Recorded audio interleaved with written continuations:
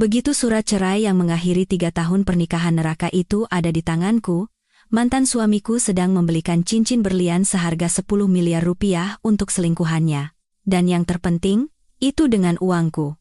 Aku menggenggam surat cerai yang baru saja dicetak itu dengan erat, seolah-olah aku masih bisa merasakan kehangatan samar di tepian kertasnya. Meskipun angin panas dari luar kantor catatan sipil menerpa wajahku, aku tidak merasakan panas sama sekali. Mengingat 3 tahun penderitaan bersama Bagas, hari ini adalah hari di mana aku akhirnya bisa bernapas lega. Aku hendak berbalik menuju tempat parkir, tetapi kemudian aku mendengar tawa yang sangat kukenal dari pintu masuk Mall Grand Indonesia yang tak jauh dari sana. Suara itu kuingat betul suara Bagas, dan di sampingnya, ada seorang wanita yang penuh dengan gaya genit. Tak perlu berpikir, aku tahu itu Nita. Langkahku terhenti sejenak, dan tanpa sadar aku melirik ke arah pintu mal. Seharusnya aku tidak melihatnya. Karena begitu aku melihat pemandangan itu, amarahku memuncak. Bagas sedang merangkul pinggang Nita dengan setelan jas pesanan khusus yang aku belikan untuknya tahun lalu. Sementara itu, Nita mengenakan gaun merah muda.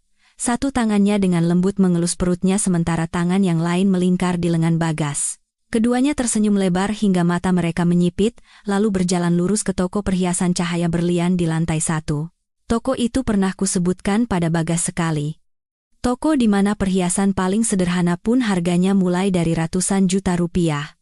Waktu itu, aku hanya berkata bahwa kalung yang dipajang di etalase depan sangat indah, dan jika ada kesempatan, kita bisa melihatnya bersama. Namun, Bagas langsung cemberut. Dia mengomeliku, mengatakan aku tidak bisa mengatur uang, seolah-olah di rumah kami punya gunung emas. Tapi lihatlah dia sekarang, begitu murah hati seperti sungai yang mengalir deras. Aku mengikuti mereka seperti orang yang terhipnotis, lalu bersembunyi di balik sebuah pilar besar di depan toko untuk mengamati. Sayang, lihat cincin-cincin berlian ini. Suka yang mana? Pilih saja. Hari ini, Mas belikan semuanya untukmu. Suara Bagas terdengar manis yang dibuat-buat, sangat berbeda dengan nada suaranya yang biasa ia gunakan padaku. Nita menjawab dengan nada manja, Mas Bagas baik sekali sama Nita. Tapi, apa ini tidak terlalu mahal? Meskipun mulutnya berkata begitu, tangannya sudah menunjuk ke cincin berlian terbesar yang diletakkan di tengah etalase. Aku mengikuti arah jarinya dan melihat cincin emas putih yang dihiasi berlian indah berukuran tak kurang dari 5 karat. Label harga di sebelahnya dengan jelas tertulis 10.000. Seorang pramuniaga yang melihat itu segera menghampiri mereka dengan antusias dan senyum yang lebar hingga nyaris mencapai telinganya. Ibu seleranya bagus sekali. Cincin ini bernama Mahkota Bintang, barang termahal di toko kami. Berliannya memiliki tingkat kejernihan VVS dan potongannya sempurna, sangat cocok untuk orang yang berkelas seperti ibu. Mendengar kata berkelas, Nita semakin besar kepala.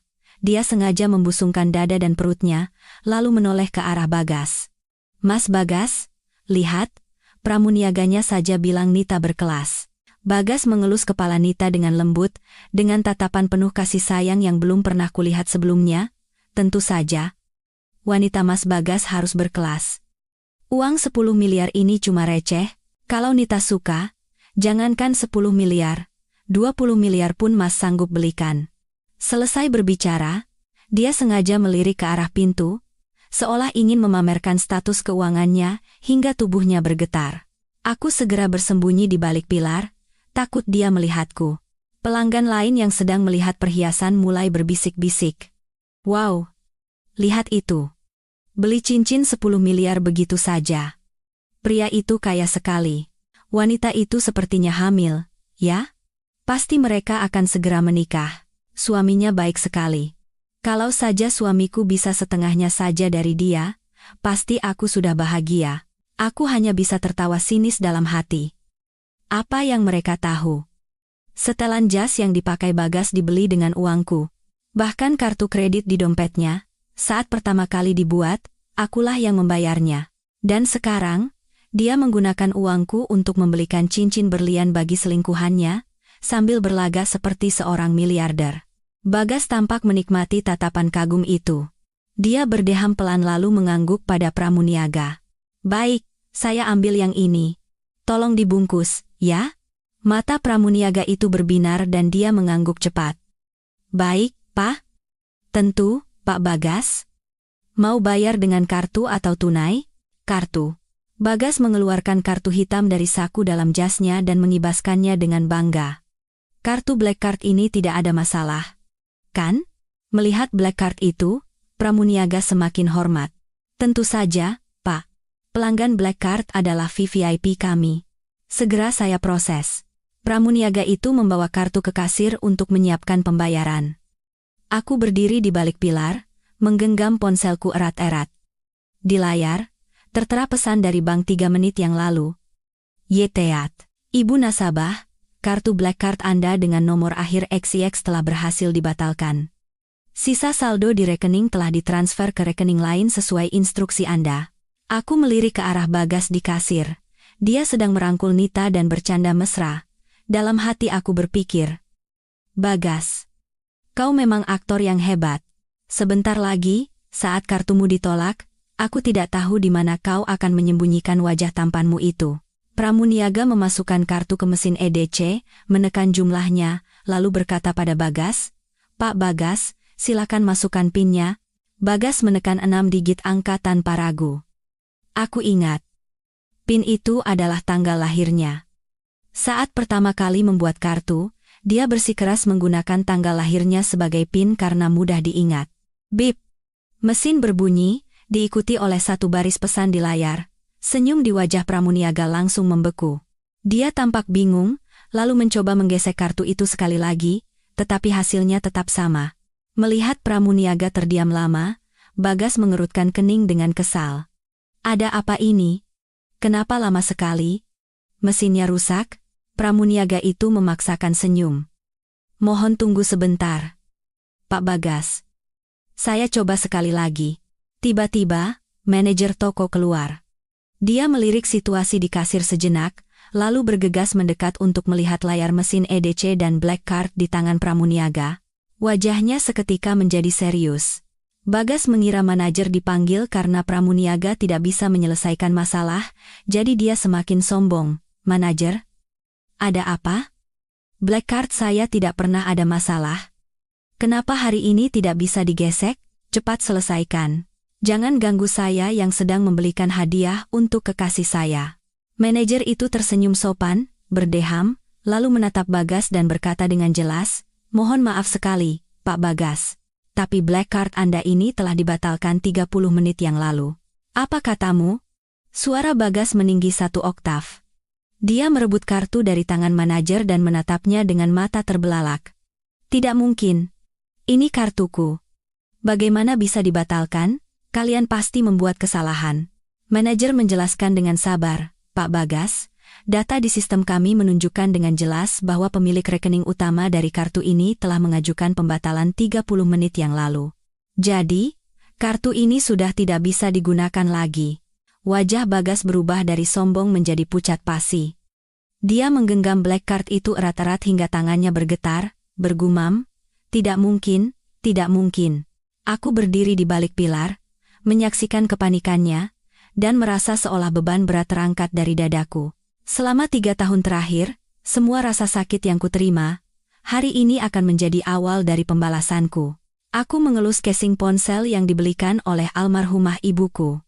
Sekarang, benda ini telah menjadi tiket VIP untuk pertunjukan yang luar biasa ini. Bagas menggenggam Black Card itu seolah-olah itu adalah pelampung penyelamatnya. Dia berlari ke kasir dan menggebrak meja. Ulangi lagi. Siapa yang membatalkan kartu ini? Kartu ini dibuat dengan KTP-ku. Siapa yang bisa membatalkannya tanpa tanda tanganku? Sistem kalian bermasalah, ya? Cek lagi sekarang. Manajer tidak menunjukkan kemarahan. Dia mengambil tablet dari laci, membuka catatan transaksi, dan menyodorkannya pada Bagas. Pak Bagas, silakan periksa sendiri. Ini adalah data pembukaan kartu. Nama yang terdaftar adalah nama Anda, Pak Bagas, itu benar. Tetapi, rekening utama yang terhubung adalah atas nama seorang wanita lain. 30 menit yang lalu, pemilik rekening utama mengajukan permintaan pembatalan, sehingga semua kartu keluarga, termasuk kartu Anda, dibatalkan secara bersamaan. Semua prosedur ini sesuai dengan peraturan. lengkap dengan tanda tangan dan verifikasi identitas. Rekening utama? Rekening utama apa? Suara Bagas bergetar. Dia menatap tajam informasi di layar tablet, lalu menggesernya dengan panik. Saat aku membuat kartu ini, tidak ada yang bicara soal rekening utama. Apa bank kalian menipuku? Saat itulah Nita mendekat, memegangi perutnya sambil menunjuk manajer dengan nada sombong dan mengancam. Betul. Pak Bagas adalah nasabah VVIP bank ini. Bagaimana bisa terjadi kesalahan seperti ini? Atau jangan-jangan kalian memang tidak mau menjual cincin ini, jadi kalian mencari-cari alasan?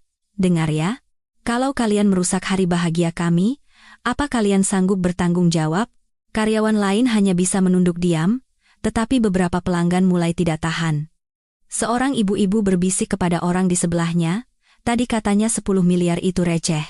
Begitu kartunya ditolak, malah menyalahkan bank. Ucapan itu terdengar jelas di telinga Bagas. Dia menoleh tajam ke arah ibu itu sampai wanita itu terdiam. Karena tidak punya tempat untuk melampiaskan amarah, dia kebetulan melihatku yang berdiri di samping pilar. Matanya berbinar, bukan karena senang, tetapi karena tatapan benci setelah menemukan kambing hitam. Dia melepaskan tangan Nita dan berlari ke arahku. Dalam beberapa langkah, dia sudah di depanku, menunjuk hidungku dan berteriak, "Rania, ini pasti ulahmu, kan? Kau sengaja mengerjaiku. Sejak sebelum cerai kau sudah sering menyindirku. Beraninya kau membatalkan kartuku diam-diam. Kau sudah gila, ya?" Aku melipat tangan di dada dan mundur selangkah untuk menghindari jarinya. Selama 3 tahun hidup bersama, aku paling benci dengan sikapnya yang suka menunjuk-nunjuk dan memerintah orang. Bagas, sebelum menuduh orang, coba gunakan otakmu sedikit. Pikirkan. Apakah ini benar-benar perbuatanku? Di dalam hatimu, kau seharusnya sudah tahu jawabannya. Ucapanku membuat Bagas terdiam sejenak. Tetapi tak lama kemudian dia kembali sombong seperti semula. Dia menatapku dari ujung kepala sampai ujung kaki, lalu mendengus. "Oh, masih pakai baju butut tahun lalu, ya? Setelah cerai pasti tidak punya uang untuk beli baju baru." Tentu saja, ibu rumah tangga pengangguran sepertimu, tanpa aku, paling-paling hanya bisa melongo melihat orang lain membeli perhiasan. Kan? Nita ikut menimpali di samping Bagas, sambil membusungkan perutnya. "Mbak Rania, tidak seharusnya bicara seperti itu. Mas Bagas membelikan saya cincin 10 miliar, karena saya pantas mendapatkannya. Tidak seperti orang lain yang menempel pada Mas Bagas selama 3 tahun, tapi tidak mendapatkan perhiasan satupun, dan akhirnya harus bercerai." "Benar." Bagas mengelus kepala Nita, dan menatapku dengan pandangan merendahkan. "Rania, lihat dirimu sendiri. Begitu kurus kering. Lihat Nita, dia mengandung anakku. Tentu aku harus merawatnya, membelikannya barang-barang bagus. Itu wajar. Kau bisa apa selain memasak dan membersihkan rumah? Oh ya, masakanmu juga tidak enak. Dulu waktu ibuku datang, kau membuat sayur sop keasinan sampai tidak bisa dimakan." Kata ibuku membuatku tertawa sinis dalam hati. Ibunya selalu menyindirku setiap hari, menuduhku tidak bisa memberinya cucu laki-laki, dan juga mengkritikku boros. Padahal, dia tidak pernah tahu bahwa suplemen kesehatan dan gelang emas yang dibelikan Bagas untuknya semuanya berasal dari uangku. Tapi aku tidak berdebat dengannya tentang hal-hal sepele itu. Aku hanya menatap black card di tangannya dan berkata perlahan, "Bagas, apa kau yakin kartu itu benar-benar milikmu? Coba pikir baik-baik, saat pertama kali membuat kartu itu, siapa yang membayarnya? Siapa yang menggunakan koneksi di bank untuk membuatkan black card ini untukmu?" Wajah Bagas berubah, dan tatapan matanya goyah. Tapi dia masih memaksakan diri untuk membantah, "Siapa yang pakai koneksi tidak penting. Selama kartu itu atas namaku, yaitu milikku, Rania. Telepon bank sekarang dan aktifkan kembali kartuku, atau kau akan tahu akibatnya." "Tidak bisa." Aku mengangkat bahu dengan santai. Permintaan pembatalan sudah diajukan, tidak bisa dibatalkan, dan rekening utama itu milikku sejak awal. Aku mau membatalkannya, itu urusanku. Tidak ada hubungannya denganmu. Rekening utama milikmu? Bagas tertawa terbahak-bahak seolah mendengar lelucon paling lucu di dunia, dia menunjukku. "Rania, Setelah cerai kau jadi gila? Ya? Ibu rumah tangga sepertimu? Dari mana punya uang untuk membuka rekening utama Black Card? Berhentilah berlagak kaya dan enyahlah dari hadapanku dan Nita sekarang. Nita ikut tertawa. Suaranya melengking dan kecil. Betul. Mas Bagas. Tidak perlu buang waktu bicara dengan perempuan ini. Dia pasti iri melihat kita bahagia, jadi sengaja datang untuk mengacau. Pakai kartu lain saja, kan? Mas kan punya banyak kartu dari bank lain. Bagas seolah baru teringat. Dia menjentikan jarinya, lalu mengeluarkan beberapa kartu dari dompetnya, mulai dari kartu gold hingga platinum dari berbagai bank. Dia mengibaskan kartu-kartu itu di depanku. Lihat ini, Rania. Meskipun aku tidak punya Black Card ini, aku masih punya banyak kartu lain. Uang 10 miliar. Gesek kartu manapun pasti lolos. Dia berkata sambil memilih kartu berwarna emas dari sebuah bank dan menyerahkannya kepada pramuniaga. Gesek yang ini. Cepat. Jangan buang-buang waktuku.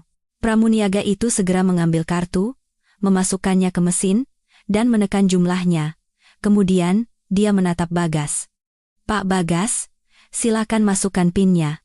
Bagas menatapku dengan ekspresi kemenangan, lalu menekan PIN di mesin. Orang-orang di sekitar menatap mesin EDC itu dengan tegang. Bahkan Nita pun mendekat dengan penuh harap. Tapi setelah bunyi bip, di layar muncul tulisan yang jelas, saldo tidak cukup. Senyum Bagas membeku di wajahnya. Tidak mungkin. Kartu ini minimal ada 500 juta. Bagaimana bisa saldo tidak cukup? Pramuniaga mencoba lagi, tapi hasilnya sama.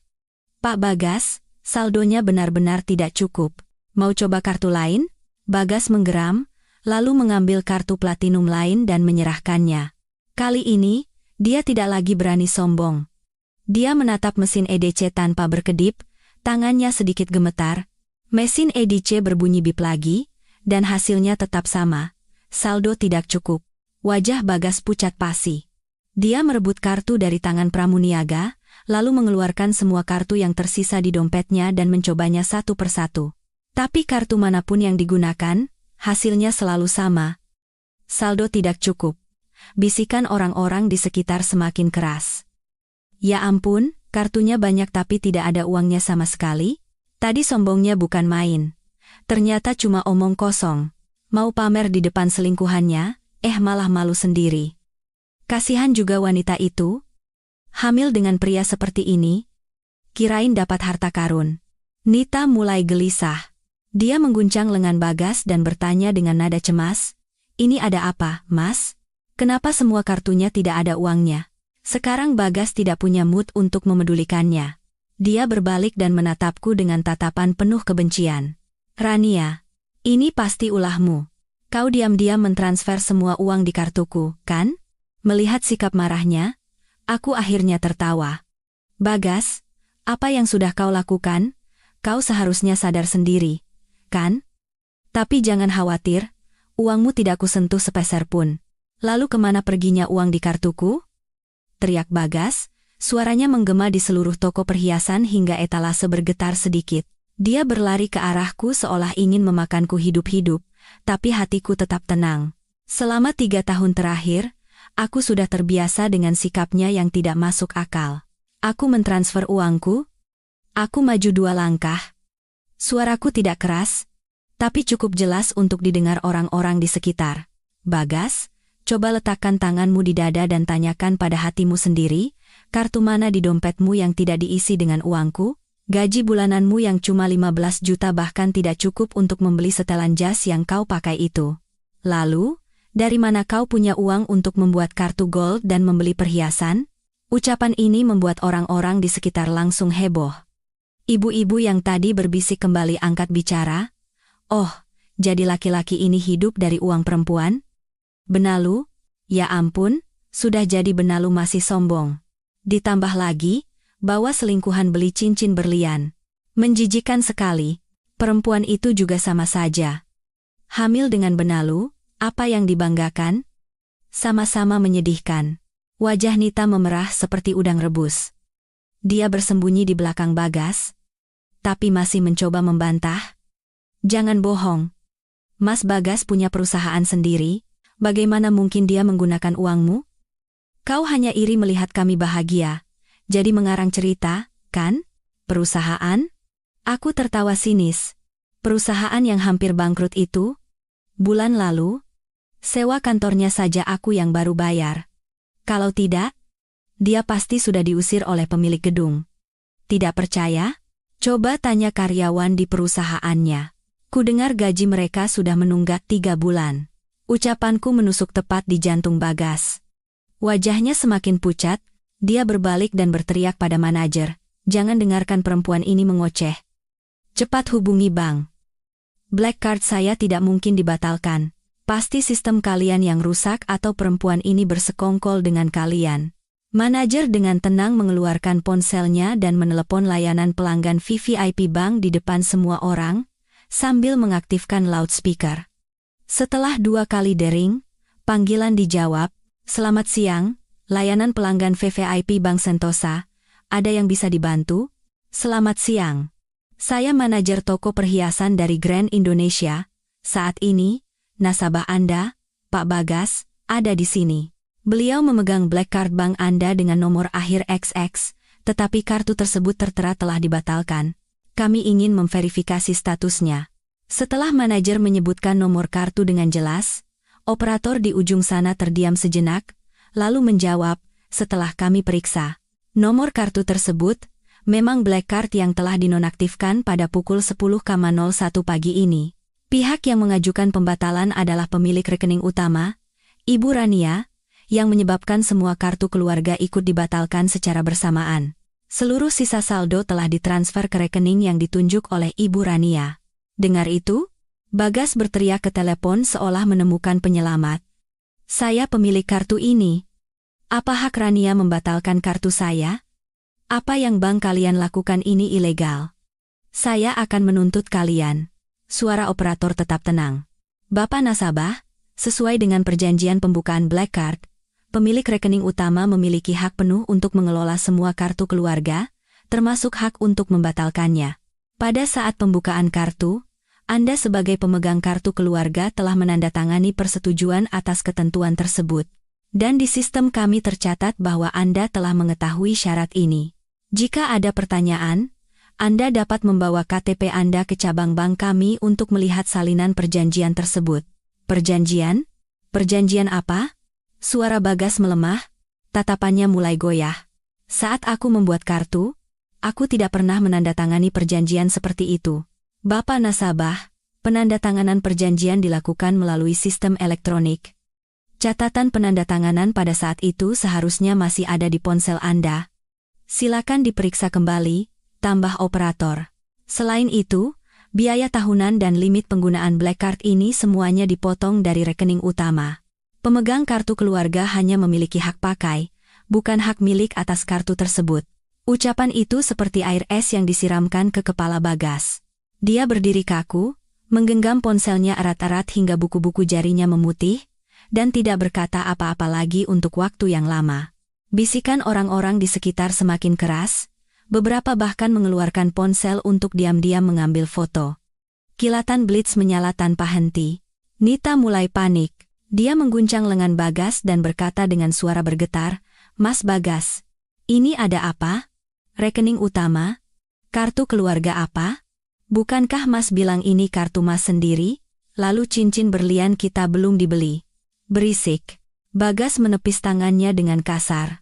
Nita kehilangan keseimbangan dan terhuyung mundur, nyaris menabrak etalase. Wajahnya seperti mau menangis, tapi kali ini tidak ada yang bersimpati padanya. Orang-orang hanya berbisik, "Rasakan, selingkuhan." Manajer menyimpan ponselnya dan menoleh ke Bagas dengan suara yang masih sopan namun dingin. "Pak Bagas, sekarang semuanya sudah jelas, ya. Kartu ini telah dibatalkan dan tidak bisa digunakan.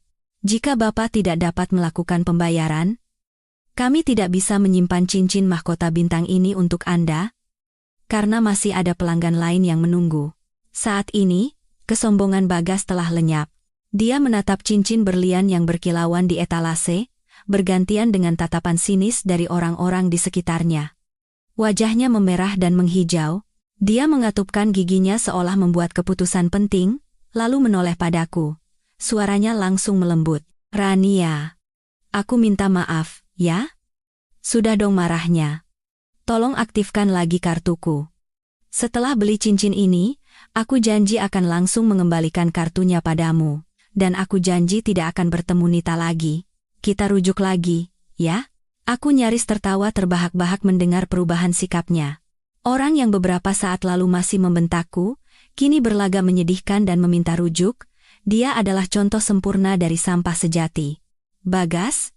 Aku menatapnya dengan tatapan sedingin es. Bicara seperti ini sekarang. Kau pikir masih ada gunanya? Saat kau selingkuh dengan Nita, kau tidak pernah berpikir akan ada hari seperti ini, kan? Saat kau menghabiskan uangku dengan nyaman, kau tidak pernah berpikir bahwa saat kartu tidak bisa digunakan, kau harus memohon padaku seperti ini, kan? Sudah terlambat. Melihat kata-kata manis tidak mempan, Bagas kembali memasang wajah masam. Dia melangkah maju hendak memegang lenganku dan berkata dengan nada mengancam, Rania, diajak bicara baik-baik tidak mau, ya? Aktifkan kartuku sekarang? Atau, belum sempat dia menyelesaikan kalimatnya, sebuah suara memotong, atau apa? Saat kami menoleh, kami melihat petugas keamanan mal berlari mendekat bersama dua pria berjas, yang sepertinya adalah manajemen mal. Sepertinya ada yang melihat Bagas hendak menyakitiku dan menekan tombol darurat. Seorang petugas keamanan berdiri di antara kami dan berkata dengan tegas kepada Bagas, Pak, mohon jaga sikap Anda. Jika Anda membuat keributan di sini, kami terpaksa harus mengantar Anda keluar sesuai peraturan. Melihat petugas keamanan dan tatapan dingin orang-orang di sekitarnya, Bagas akhirnya mundur. Dia menatapku dengan penuh dendam, lalu menyeret Nita, sambil berkata melalui sela-sela giginya, ayo kita pergi. Nita masih enggan melepaskan cincin berlian itu, tetapi ketika diseret oleh Bagas, dia sadar dan berjalan terhuyung-huyung dengan sepatu hak tingginya. Saat melewatiku, dia tidak lupa menatapku dengan penuh kebencian dan bergumam pelan, lihat saja nanti. Saat aku hendak meninggalkan toko perhiasan, aku mendengar teriakan marah Bagas dari belakang. Rania, berhenti di sana. Aku berhenti dan berbalik. Bagas menyeret Nita kembali. Setelan jasnya kusut masai, rambutnya acak-acakan, tidak ada lagi sisa-sisa citra pengusaha muda yang bersemangat. Kerumunan yang tadinya mulai bubar kembali berkumpul, seolah ingin tahu akhir dari drama ini. Bagas berlari dan berhenti di depanku, terengah-engah sambil menunjuk ponsel di tanganku. Kau bilang kau pemilik rekening utama kartu itu? Mana buktinya? Jangan-jangan kau bersekongkol dengan bank untuk menipuku? Kartu ini sudah kupakai 2 tahun. Semua riwayat transaksinya milikku. Ini kartuku. Nita ikut menimpali. Betul. Mas Bagas sudah memakai kartu ini untuk membeli banyak barang. Mana bisa dibatalkan begitu saja? Kau pasti iri karena aku hamil anak Mas Bagas, makanya sengaja melakukan ini. Aku melihat keduanya yang begitu kompak, dan hanya bisa tertawa kasihan. Aku mengeluarkan ponsel dari tasku, membuka aplikasi mobile banking, dan menunjukkan layarnya kepada orang-orang di sekitar. Semuanya, mohon lihat baik-baik. Ini adalah halaman utama rekening bank saya. Di sini tertulis dengan jelas bahwa pemilik rekening utama adalah Rania, dan di bawah ini adalah daftar kartu keluarga yang terhubung, di mana black card yang coba digunakan Pak Bagas tadi ada di urutan pertama. 4 digit terakhir nomor kartunya juga cocok dengan kartu yang dia pegang. Orang-orang di sekitar berkerumun melihat layar, dan salah satu dari mereka membaca dengan suara keras, benar, namanya Ibu Rania. Pemegang kartu keluarga adalah Pak Bagas. Bagas menyipitkan mata, melirik layar sejenak, lalu membuang muka dan membantah dengan asal. Itu bisa saja hasil Photoshop. Zaman sekarang teknologi sudah canggih. Siapa yang tahu itu asli atau palsu? Palsu? Aku tertawa sinis, lalu membuka riwayat transaksi. Kalau begitu, lihat ini juga. Biaya bulanan black card ini dan semua transaksi yang disebut Pak Bagas tadi, semuanya dipotong dari rekening utama saya. Tahun lalu, saat dia membeli apartemen seharga 5 miliar untuk Nita, itu juga digesek dari kartu keluarga ini, dan uangnya keluar dari rekening saya. Pak Bagas, apa ini juga mau dibilang palsu? Wajah Bagas pucat seperti kertas. Dia membuka mulutnya, tetapi tidak bisa berkata apa-apa. Nita juga berdiri kaku. Tanpa sadar, dia mengelus perutnya dengan tatapan penuh kebingungan. Dia selalu percaya bahwa apartemen itu dibelikan Bagas dengan kemampuannya sendiri, tetapi ternyata itu adalah uangku. Saat itu, manajer toko datang membawa setumpuk dokumen. Pak Bagas, sebenarnya mal kami adalah mitra dari Bank Sentosa, sehingga kami bisa memeriksa sebagian data nasabah VVIP, dan Ibu Rania memang nasabah VVIP level tertinggi di bank tersebut. Limit di rekening utama beliau mencapai 80 miliar rupiah. Adapun kartu keluarga Anda, Ibu Rania yang membuatnya 3 tahun lalu untuk pengeluaran sehari-hari sebagai suami istri. Manajer berhenti sejenak, lalu menambahkan, dan 30 menit yang lalu, Ibu Rania menghubungi pusat layanan pelanggan mal untuk meminta pembekuan hak penggunaan semua kartu keluarga atas nama Anda yang sudah kami proses. Artinya, saat ini Anda tidak bisa menggunakan kartu apapun yang terhubung dengan rekening utama Ibu Rania untuk bertransaksi di mal kami. Ucapan itu membuat kerumunan semakin heboh. Oh, jadi begitu ceritanya. Ternyata laki-laki ini cuma benalu. Sudah begitu, pakai uang istri untuk membiayai selingkuhan lagi. Jahat sekali. Pakai uang orang lain untuk beli rumah dan cincin berlian buat selingkuhan. Pas ketahuan masih saja mengelak. Tidak tahu malu? Ibu Rania ini baik sekali, ya? Membuatkan black card untuk pria seperti ini. Kalau aku, sudah kuusir dari rumah sejak lama. Bagas dikritik habis-habisan hingga nyaris ingin menenggelamkan diri. Dia mengepalkan tangannya erat-erat hingga kukunya menancap ke telapak tangannya. Dia mengangkat wajahnya dan menatapku dengan tatapan penuh kebencian. Rania, kau sudah merencanakan ini sejak awal, kan? Sengaja membatalkan kartu begitu kita cerai untuk mempermalukanku di depan banyak orang seperti ini, kan? Dasar wanita kejam, kejam? Aku menatap wajahnya. Rasa sakit selama 3 tahun terakhir meledak di dalam hatiku. Tetapi suaraku tetap tenang. Bagas, 3 tahun lalu, saat bisnismu bangkrut, siapa yang menggunakan warisan dari orang tuanya untuk melunasi utangmu? Saat kau bilang ingin punya black card agar tidak dipandang rendah di kalangan bisnis, siapa yang menggunakan koneksi untuk membuatkan kartu keluarga untukmu? Saat ibuku sakit dan masuk rumah sakit, siapa yang merawatnya siang dan malam, dan juga membayar biaya pengobatan lebih dari 200 juta? Aku sudah berbuat baik padamu, tapi kau malah menggunakan uangku untuk membiayai selingkuhan. Dan saat aku tahu kebenarannya, kau malah bekerja sama dengan Nita untuk memaksaku bercerai dan mengusirku dari rumah tanpa membawa apa-apa. Jadi, siapa sebenarnya yang kejam? Orang-orang di sekitar berteriak marah. Seorang bapak-bapak berjas tidak tahan lagi dan berkata, "Anak muda, kau benar-benar keterlaluan. Istrimu begitu baik padamu. Bagaimana bisa kau melakukan hal seperti ini? Tidak punya nurani, ya? Betul. Cepat minta maaf padanya dan kembalikan semua uang yang sudah kau pakai." Bagas dihina hingga wajahnya memerah dan menghijau, tetapi dia tidak bisa membantah. Nita melihat situasi tidak menguntungkan, lalu menarik lengan Bagas dan berbisik, "Mas Bagas, ayo kita cepat pergi. Orang-orang sudah terlalu banyak. Mau kemana?"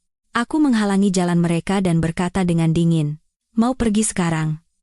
"Bagas, apartemen yang kau belikan untuk Nita dengan uangku, perhiasan-perhiasan, sewa kantor, dan gaji karyawan. Kapan kau akan mengembalikan uang itu?" Tatapan Bagas goyah, tapi dia masih memaksakan diri membantah. "Uang itu kan kau berikan padaku. Itu biaya hidup suami istri. Kenapa aku harus mengembalikannya?" "Suami istri?" Aku mengeluarkan surat cerai dan mengibaskannya di depan wajahnya. "Sekarang kita bukan suami istri lagi. Dan aku memberimu uang karena kau berjanji akan hidup baik-baik denganku. Karena kau yang selingkuh, uang itu dianggap sebagai keuntungan yang tidak semestinya, dan aku berhak menagihnya kembali." Aku berhenti sejenak, lalu menambahkan, "Aku sudah menyewa pengacara. Besok, pengacara akan mengirimkan surat tagihan ke alamatmu.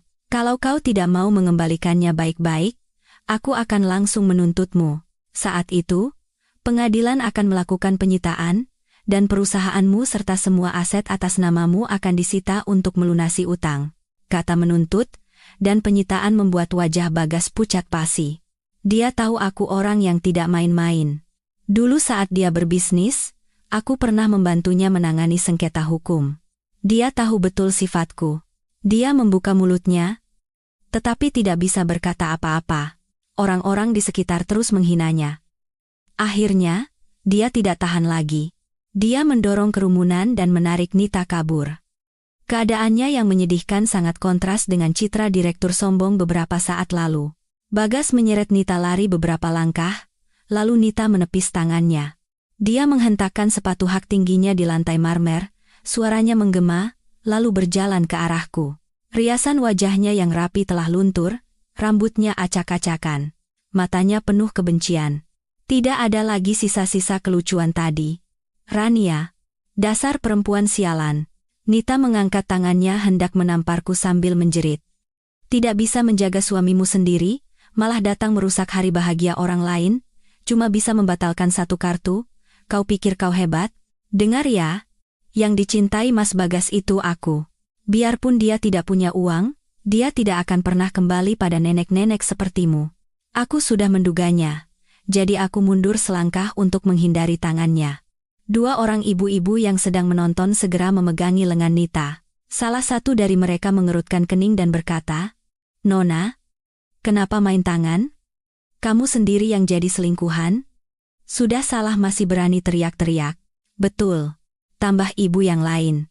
"Ibu Rania tidak menuntutmu saja sudah bagus. Pakai uang orang lain untuk bersenang-senang, sekarang malah mengamuk. Benar-benar tidak tahu malu." Meskipun dipegangi, Nita terus meronta dan berteriak, "Siapa yang pakai uang perempuan ini?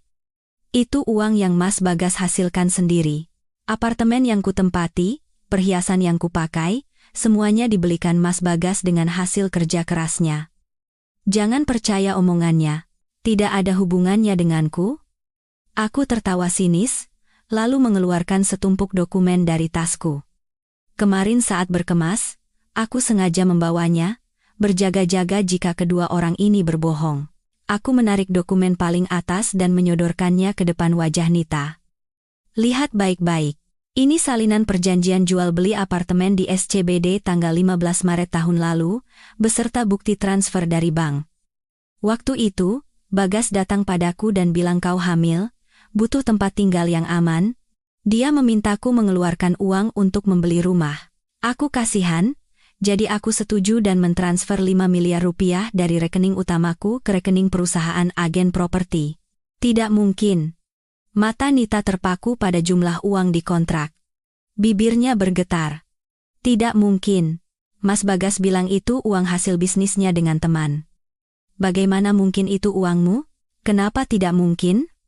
Aku mengeluarkan dokumen lain, yaitu slip gaji Bagas tahun lalu. Ini juga. Tahun lalu, perusahaan Bagas merugi terus, gajinya cuma 15 juta, dipotong BPJS sisa 12 jutaan. Dengan uang segitu, kau pikir dia bisa membelikanmu apartemen 5 miliar, tas, dan perhiasan ratusan juta? Orang-orang di sekitar berkerumun melihat slip gaji itu, dan seseorang berseru, "Ya ampun, penghasilan sebulan 12 juta tapi pamer beli rumah 5 miliar. Berani sekali. Perempuan ini juga bodoh sekali. Tidak tahu kalau pacarnya punya uang atau tidak, masih saja mau jadi selingkuhannya.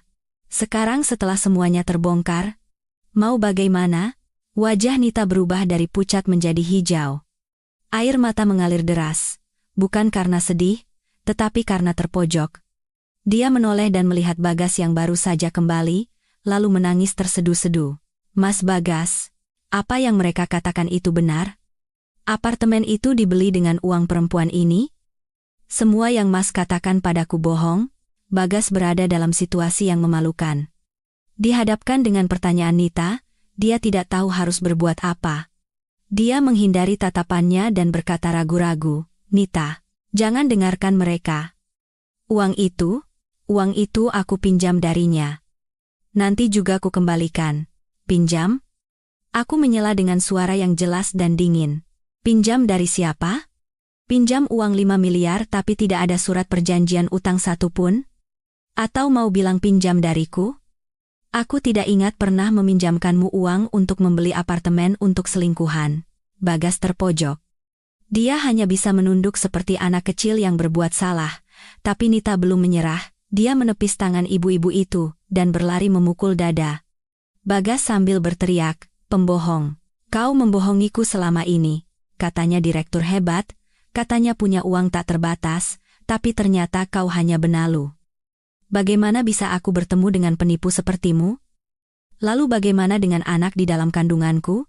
Dia berbicara dengan emosi yang meluap-luap. Tiba-tiba, dia memegangi perutnya, wajahnya pucat, dan mengerutkan kening sambil mengerang. Aduh, sakit perut, sakit sekali. Orang-orang di sekitar terkejut. Seseorang buru-buru berkata, "Ya ampun, mau keguguran, ya? Cepat bawa ke rumah sakit." Bagas juga panik. Dia segera menopang Nita dan berkata dengan cemas, "Nita, kamu kenapa? Jangan membuatku takut. Aku akan membawamu ke rumah sakit sekarang." Tapi Nita malah mendorongnya. Keringat dingin membasahi dahinya, tapi dia masih menggertakkan gigi dan menatapku. "Ini semua karenamu, Rania. Kalau kau tidak datang membuat masalah, anakku tidak akan kenapa-kenapa. Kembalikan anakku." Aku tidak merasa kasihan sedikit pun dengan sikapnya yang memutarbalikkan fakta.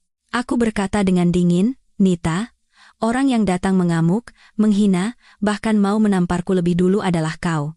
Apa hubungannya denganku? Dan kehamilanmu itu, kan, anak Bagas. Kalau mau menyalahkan, salahkan Bagas. Kenapa menyalahkanku?" Nita tidak bisa membantah, hanya bisa mengerang kesakitan. Tubuhnya perlahan merosot. Bagas melihat situasi semakin buruk, dia tidak peduli lagi dengan harga dirinya. Dia menggendong Nita dan berlari keluar mal sambil bergumam, "Nita, sabar ya. Sebentar lagi sampai rumah sakit." Orang-orang di sekitar memandangi punggung mereka yang tergesa-gesa sambil terus berbisik, "Perempuan itu luar biasa, ya? Dia sendiri yang mengamuk, malah menyalahkan orang lain. Sakit perut begitu, memang pantas." Bagas juga. Rasakan. Ketahuan jadi benalu, selingkuhannya hamil lagi. Pasti pusing setelah ini. Tapi Ibu Rania ini hebat sekali. Tidak panik sedikit pun, malah menunjukkan bukti-bukti untuk membungkam mereka. Benar-benar tangguh. Aku memasukkan dokumen kembali ke dalam tas. Hatiku tidak merasakan apa-apa. Sikap Nita tadi sepertinya memang benar-benar kesakitan, tapi itu adalah jalan yang dia pilih sendiri. Konsekuensinya harus dia terima sendiri. Aku mengambil ponsel dan menelepon pengacaraku. "Pak pengacara, siapkan dokumennya. Besok pagi kirimkan ke rumah dan kantor Bagas." Di ujung sana terdengar jawaban, "Baik, Bu Rania. Dokumen sudah siap semua. Besok pagi akan segera saya kirimkan." Dan dari hasil pemeriksaan aset atas nama Pak Bagas, selain apartemen yang dibeli dengan uang Ibu Rania, hanya ada satu mobil seharga sekitar 1 miliar rupiah. Tidak ada aset berharga lainnya. Aku mengerutkan kening. Tidak menyangka Bagas punya utang sebanyak ini, tapi itu masalahnya, bukan urusanku lagi. "Baik, kalau begitu kirimkan surat tagihannya dulu dan lihat reaksinya. Jika tidak kooperatif, langsung ajukan gugatan." Setelah menutup telepon, aku melihat sudah waktunya makan siang. Manajer toko perhiasan datang dan berkata dengan hormat, "Ibu Rania, hari ini kami mohon maaf sekali. Mengenai insiden tadi, kami akan melaporkannya ke kantor pusat mal dan akan memasukkan Pak Bagas dan Ibu Nita ke dalam daftar hitam, melarang mereka masuk ke sini lagi." Aku mengangguk dan mengucapkan terima kasih, lalu berjalan keluar dari toko. Bagas berlari membawa Nita ke ruang gawat darurat rumah sakit. Seorang perawat membawa pasien ke dalam, sementara perawat lain membawa formulir biaya. "Keluarga pasien, mohon selesaikan pembayaran dulu ya, uang muka 50 juta rupiah. Biaya perawatan lainnya akan dihitung nanti." Bagas panik mencari dompetnya. Beberapa kartu kredit yang belum sempat dicoba di mal masih ada. Dia mengambil satu kartu platinum dan menyerahkannya ke loket pembayaran. "Gesek yang ini." Petugas memasukkan kartu ke mesin, tetapi kurang dari 2 detik, mesin itu mengeluarkan kartu kembali. "Maaf, Pak. Saldo kartu ini tidak cukup." "Tidak mungkin." Bagas mengambil kartu gold lain dan memberikannya. Kalau begitu coba yang ini, hasilnya masih sama. Saldo tidak cukup. Dia mencoba semua kartu di dompetnya satu persatu, tetapi mesin di kasir terus-menerus menyatakan saldo tidak cukup, sampai akhirnya petugas mulai kesal. Pak, jadi ada uangnya atau tidak? Pasien di dalam sedang menunggu obat. Keringat membasahi tubuh Bagas. Dia membuka aplikasi mobile banking di ponselnya, sisa saldo hanya sekitar 3 juta rupiah. Aplikasi pembayaran lain juga tidak ada yang isinya lebih dari 5 juta. Itu adalah uang yang baru saja dia pinjam dari temannya kemarin, rencananya untuk membelikan Nita minuman. Tangannya bergetar saat menelepon teman-teman dekatnya untuk meminjam uang. Halo, Rian? Bisa pinjam uang 50 juta? Ada urusan mendesak. 50 juta? Bro, gue juga lagi bokek. Gaji bulan lalu aja belum turun, sambungan telepon terputus. Dia menelepon teman lainnya.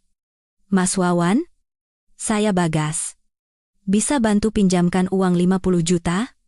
2 hari lagi saya kembalikan.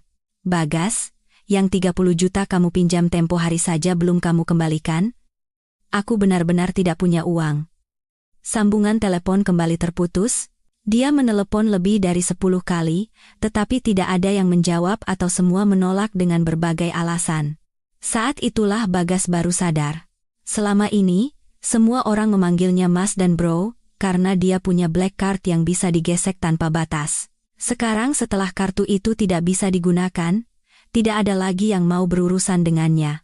Pintu UGD terbuka, dan seorang dokter keluar dengan wajah muram. Keluarga pasien, saat ini kondisi pasien belum stabil. Harus segera diberikan obat untuk mencegah keguguran. Biaya harus dilunasi dulu sebelum kami bisa memberikan obat. Bagas panik seperti cacing kepanasan. Di kepalanya, tiba-tiba teringat satu orang. Rania. Saat ini, satu-satunya orang yang bisa membantunya hanyalah Rania. Tanpa berkata apa-apa pada dokter, dia berlari keluar dari rumah sakit.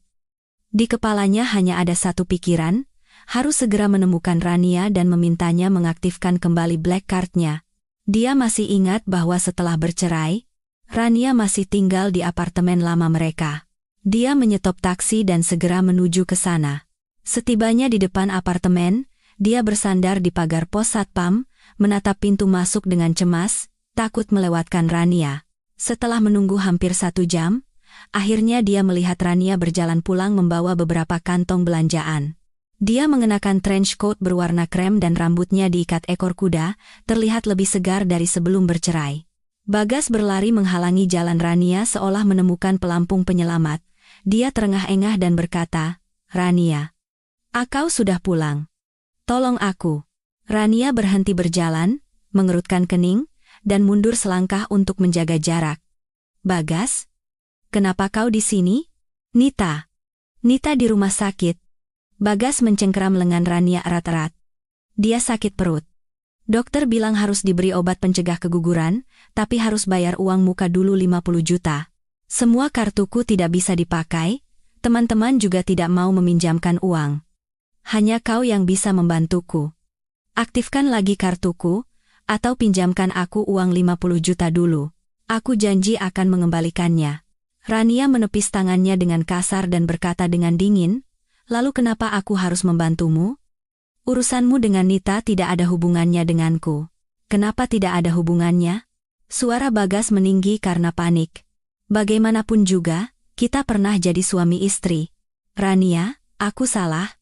Aku salah karena berhubungan dengan Nita, salah karena boros memakai uangmu. Aku tidak akan melakukannya lagi. Tolong aktifkan kartuku. Kita rujuk lagi, ya? Aku akan jadi orang baik, tidak akan membuatmu kecewa lagi. Tetangga yang lewat mulai berhenti menonton. Seorang ibu-ibu dari gedung seberang mengenali mereka dan berbisik, itu kan Pak Bagas? Dengar-dengar baru cerai dari Bu Rania beberapa hari lalu, sekarang sudah datang memohon rujuk? Pasti sudah bangkrut. Lihat saja keadaannya, seperti gembel. Bisikan itu membuat wajah Bagas panas, tetapi demi uang, dia harus membuang harga dirinya. Melihat Rania tetap diam, tiba-tiba dia berlutut. Gedebuk. Suara lututnya menghantam semen terdengar keras. Orang-orang di sekitar terkesiap. Ya ampun, sampai berlutut. Bagas mengangkat wajahnya. Matanya merah dan air mata membasahi pipinya, entah karena panik atau akting.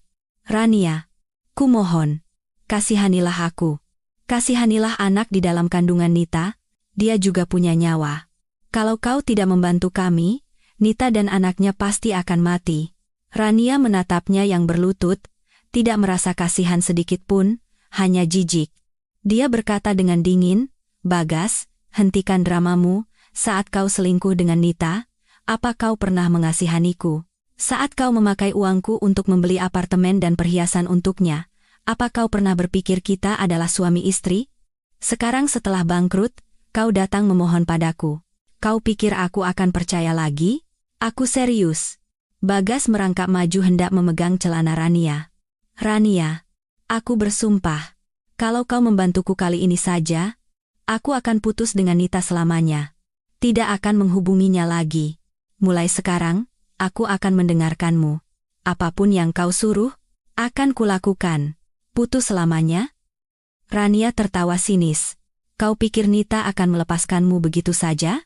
Dan anak di dalam kandungannya itu, apa kau yakin itu benar-benar anakmu? Kudengar sebelum bersamamu, Nita sudah pacaran dengan banyak pria. Ucapan itu seperti petir yang menyambar Bagas. Dia membeku di tempat, menatap Rania dengan mata terbelalak. Kau bicara apa? Aku tidak punya apa-apa lagi untuk dibicarakan. Rania memotong. Urusanmu, urus sendiri, jangan datang mencariku lagi, dan utangmu padaku akan kutagih sesuai hukum. Selesai berbicara, Rania berbalik dan masuk ke dalam, tidak menoleh lagi pada Bagas yang masih berlutut. Para tetangga masih berbisik. Syukurlah. Pria seperti itu tidak pantas dibantu. Anak sendiri atau bukan saja tidak tahu, masih berlagak kasihan, menyedihkan. Bagas berlutut di tanah, mendengar ucapan-ucapan itu, otaknya terasa kosong. Dia teringat ucapan dan gaya hidup boros Nita selama ini, dan mulai merasa tidak yakin. Dia perlahan bangkit. Lututnya sakit, tapi dia tidak peduli. Dia harus segera kembali ke rumah sakit untuk menanyakan kebenarannya pada Nita. Dia berjalan terhuyung-huyung meninggalkan apartemen, punggungnya terlihat menyedihkan dan menggelikan, dan ini hanyalah awal dari karmanya. Saat aku hendak masuk ke lobi apartemen, aku mendengar suara mesin mobil. Ketika aku menoleh, aku melihat sebuah mobil sedan hitam terparkir di pinggir jalan. Kaca mobil turun, memperlihatkan wajah tegas kakakku, Prakoso. Prakoso membuka pintu dan turun dari mobil. Dia mengenakan setelan jas pesanan yang membuatnya tampak berwibawa. Di tangannya, dia memegang sebuah kartu hitam dengan aksen emas. Dia berjalan cepat ke arahku. Rania, aku dengar tadi Bagas membuat keributan di mal. Kamu tidak apa-apa? Aku menggelengkan kepala dan menyerahkan kantong belanjaanku padanya. Tidak apa-apa, Mas. Dia hanya bangkrut dan berlagak kasihan. Aku tidak peduli. Mas sendiri kenapa bisa ke sini? Khawatir padamu. Tentu saja. Prakoso mengambil kantong belanjaan dan memberikannya pada asistennya yang mengikuti di belakang. Tadi pagi pengacara telepon, bilang kamu sudah membatalkan black card-nya. Mas takut si Bagas itu nekat berbuat macam-macam setelah bangkrut. Kebetulan ada rapat di dekat sini. Jadi Mas mampir. Oh ya. Urusan di mal sudah Mas bereskan. Bagas dan Nita sudah masuk daftar hitam. Selanjutnya, dimanapun kamu berada di properti milik perusahaan kita, cukup tunjukkan kartu ini, kamu akan mendapatkan pelayanan VVIP tertinggi. Dia berkata sambil menyerahkan kartu di tangannya. Aku menerimanya dan melihat di bagian depan ada logo Wijaya Group, sementara di belakangnya ada nomor seri berwarna emas. Ini adalah kartu VVIP level tertinggi dari Wijaya Group, baik itu mal, hotel, atau gedung apapun milik Wijaya Group. Dengan kartu ini, aku bisa keluar masuk dengan bebas dan mendapatkan pelayanan terbaik. Tetangga yang tadi masih membicarakan Bagas berlutut, kini heboh melihat Prakoso dan kartu itu. Ibu-ibu yang tinggal di seberang menghampiri dan bertanya dengan antusias, Bu Rania, ini kakak ibu? Berarti orang dari Wijaya Group, dong? Wijaya Group adalah perusahaan publik ternama di daerah ini. Mal dan hotel di bawah naungan mereka ada di mana-mana. Semua orang tahu bahwa pemilik Wijaya Group bermarga Wijaya. Tetapi selama 3 tahun menikah, Aku tidak pernah menceritakan tentang keluargaku pada tetangga. Semua mengira aku hanyalah seorang ibu rumah tangga biasa.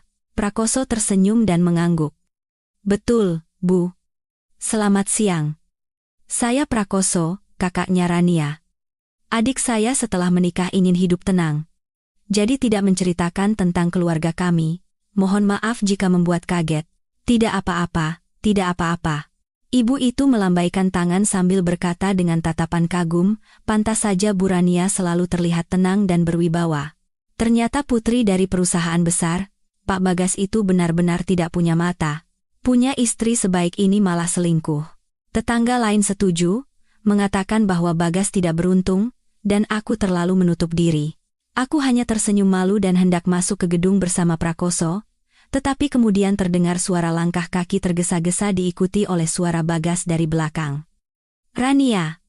Rania! Tunggu! Aku dan Prakoso berbalik bersamaan. Bagas berlari terengah-engah. Rambutnya acak-acakan seperti sarang burung, setelan jasnya kotor oleh debu. Pasti dia berlari dari rumah sakit. Dia melihat Prakoso dan tertegun sejenak dengan wajah bingung, seolah tidak mengenali kakakku. Tapi saat ini dia tidak peduli siapa Prakoso. Dia berlari hendak memegang lenganku dan berkata, Rania, tadi aku sudah bertanya pada Nita di rumah sakit. Anak itu benar-benar anakku.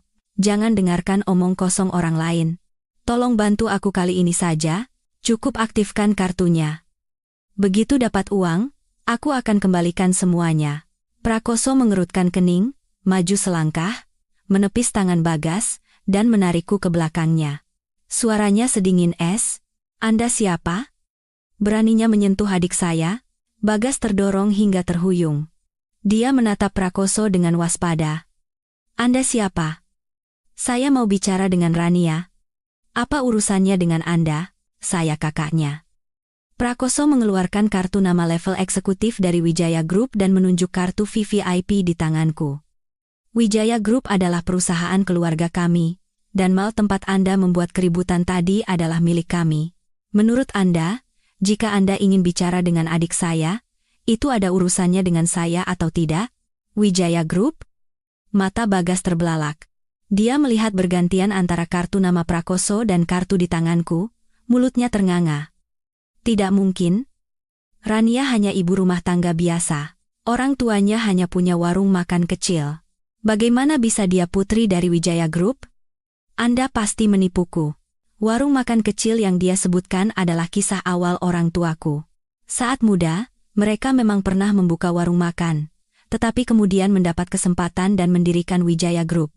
Hanya saja, mereka berdua tidak suka publisitas, jadi kebanyakan orang tidak mengenal mereka. Saat menikah, aku tidak ingin Bagas menikahiku karena status keluarga, jadi aku hanya bilang orang tuaku punya bisnis kecil. Prakoso tertawa sinis, lalu mengeluarkan ponselnya, membuka situs resmi Wijaya Group, dan menyodorkannya pada Bagas. Lihat sendiri, di data pemegang saham, ada nama orang tua kami dan juga namaku. Rania adalah putri satu-satunya di keluarga kami dan salah satu pewaris masa depan Wijaya Group. Menurutmu, apa kami perlu menipu orang sepertimu? Bagas mengambil ponsel itu dengan tangan gemetar dan menatap data pemegang saham di layar. Di sana, ada nama direktur utama dan istrinya, beserta nama Prakoso, dan juga ada foto masa muda orang tuaku yang pernah dia lihat di rumah. Waktu itu, aku bilang itu foto saat orang tuaku membuka warung makan, dia bahkan menertawakannya. Sekarang melihat foto itu lagi, wajah Bagas pucat seperti kertas. Ponsel di tangannya jatuh ke tanah. Akhirnya dia mengerti apa yang telah dia lewatkan selama 3 tahun ini. Dia pikir dia menikahi seorang ibu rumah tangga biasa, tetapi sebenarnya dia menikahi putri seorang konglomerat dengan aset triliunan. Dia menggunakan uang Rania seperti uang receh, tanpa pernah tahu bahwa uang itu hanyalah sebagian kecil dari kekayaan Rania. Dia memilih meninggalkan istri yang bisa membuatnya hidup nyaman selama 30 tahun demi seorang selingkuhan yang hanya mencintai hartanya. Tidak. Tidak mungkin. Bagas terduduk di tanah, memungut ponsel itu, dan berkata dengan suara bergetar, Rania, kenapa kau tidak memberitahuku? Kenapa kau tidak bilang kau putri Wijaya Group? Aku melihat kondisinya yang hancur, tidak merasa kasihan sedikit pun. Aku berkata dengan dingin. Kalau aku memberitahumu, apa yang akan berubah? Dengan sifatmu, jika kau tahu tentang keluargaku, kau pasti akan semakin serakah. Mungkin kau akan mencari cara untuk merebut seluruh Wijaya Group. Bagas, kondisimu hari ini bukan karena aku tidak memberitahumu statusku, tetapi karena keserakahan dan perselingkuhanmu sendiri. Prakoso melangkah maju dan memperingatkan Bagas. Saya peringatkan, jangan pernah mengganggu adik saya lagi. Utangmu pada adik saya, segera kembalikan. Kalau tidak, Wijaya Group tidak akan membiarkanmu. Bagas masih terduduk di tanah, menatap kosong, bergumam, aku salah. Aku benar-benar salah. Tetangga yang menonton tidak merasa kasihan, malah berpikir dia pantas mendapatkannya. Prakoso tidak memandangnya lagi. Dia menggandeng tanganku masuk ke apartemen. Di dalam lift, Prakoso menatapku dan berkata dengan kasihan, Rania, kamu sudah menderita karena orang itu. Maafkan Mas, ya.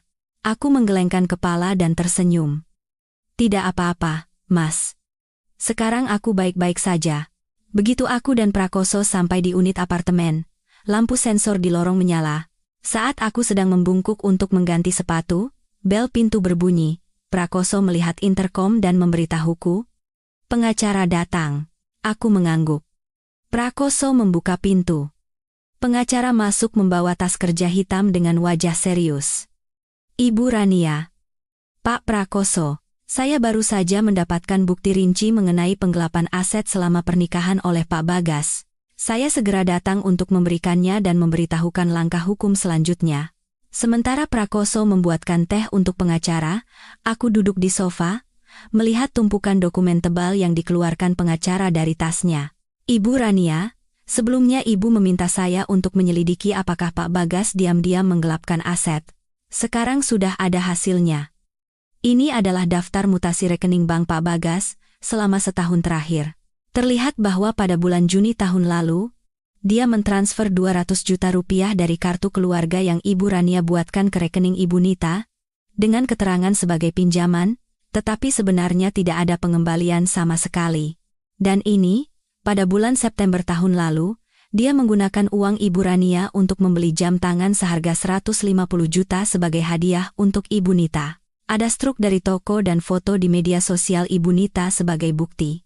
Selain itu, dia juga diam-diam menjual lukisan, yang merupakan harta bawaan sebelum menikah milik Ibu Rania, kepada temannya seharga 100 juta, lalu uangnya digunakan untuk membeli tas bermerek untuk Ibu Nita. Aku mengambil daftar mutasi itu dan melihat catatan yang tertera dengan jelas, tapi hatiku tetap tenang. Aku sudah menduga Bagas akan melakukan hal seperti ini, tapi tidak menyangka dia akan seserakah ini, bahkan sampai menjual harta bawaanku.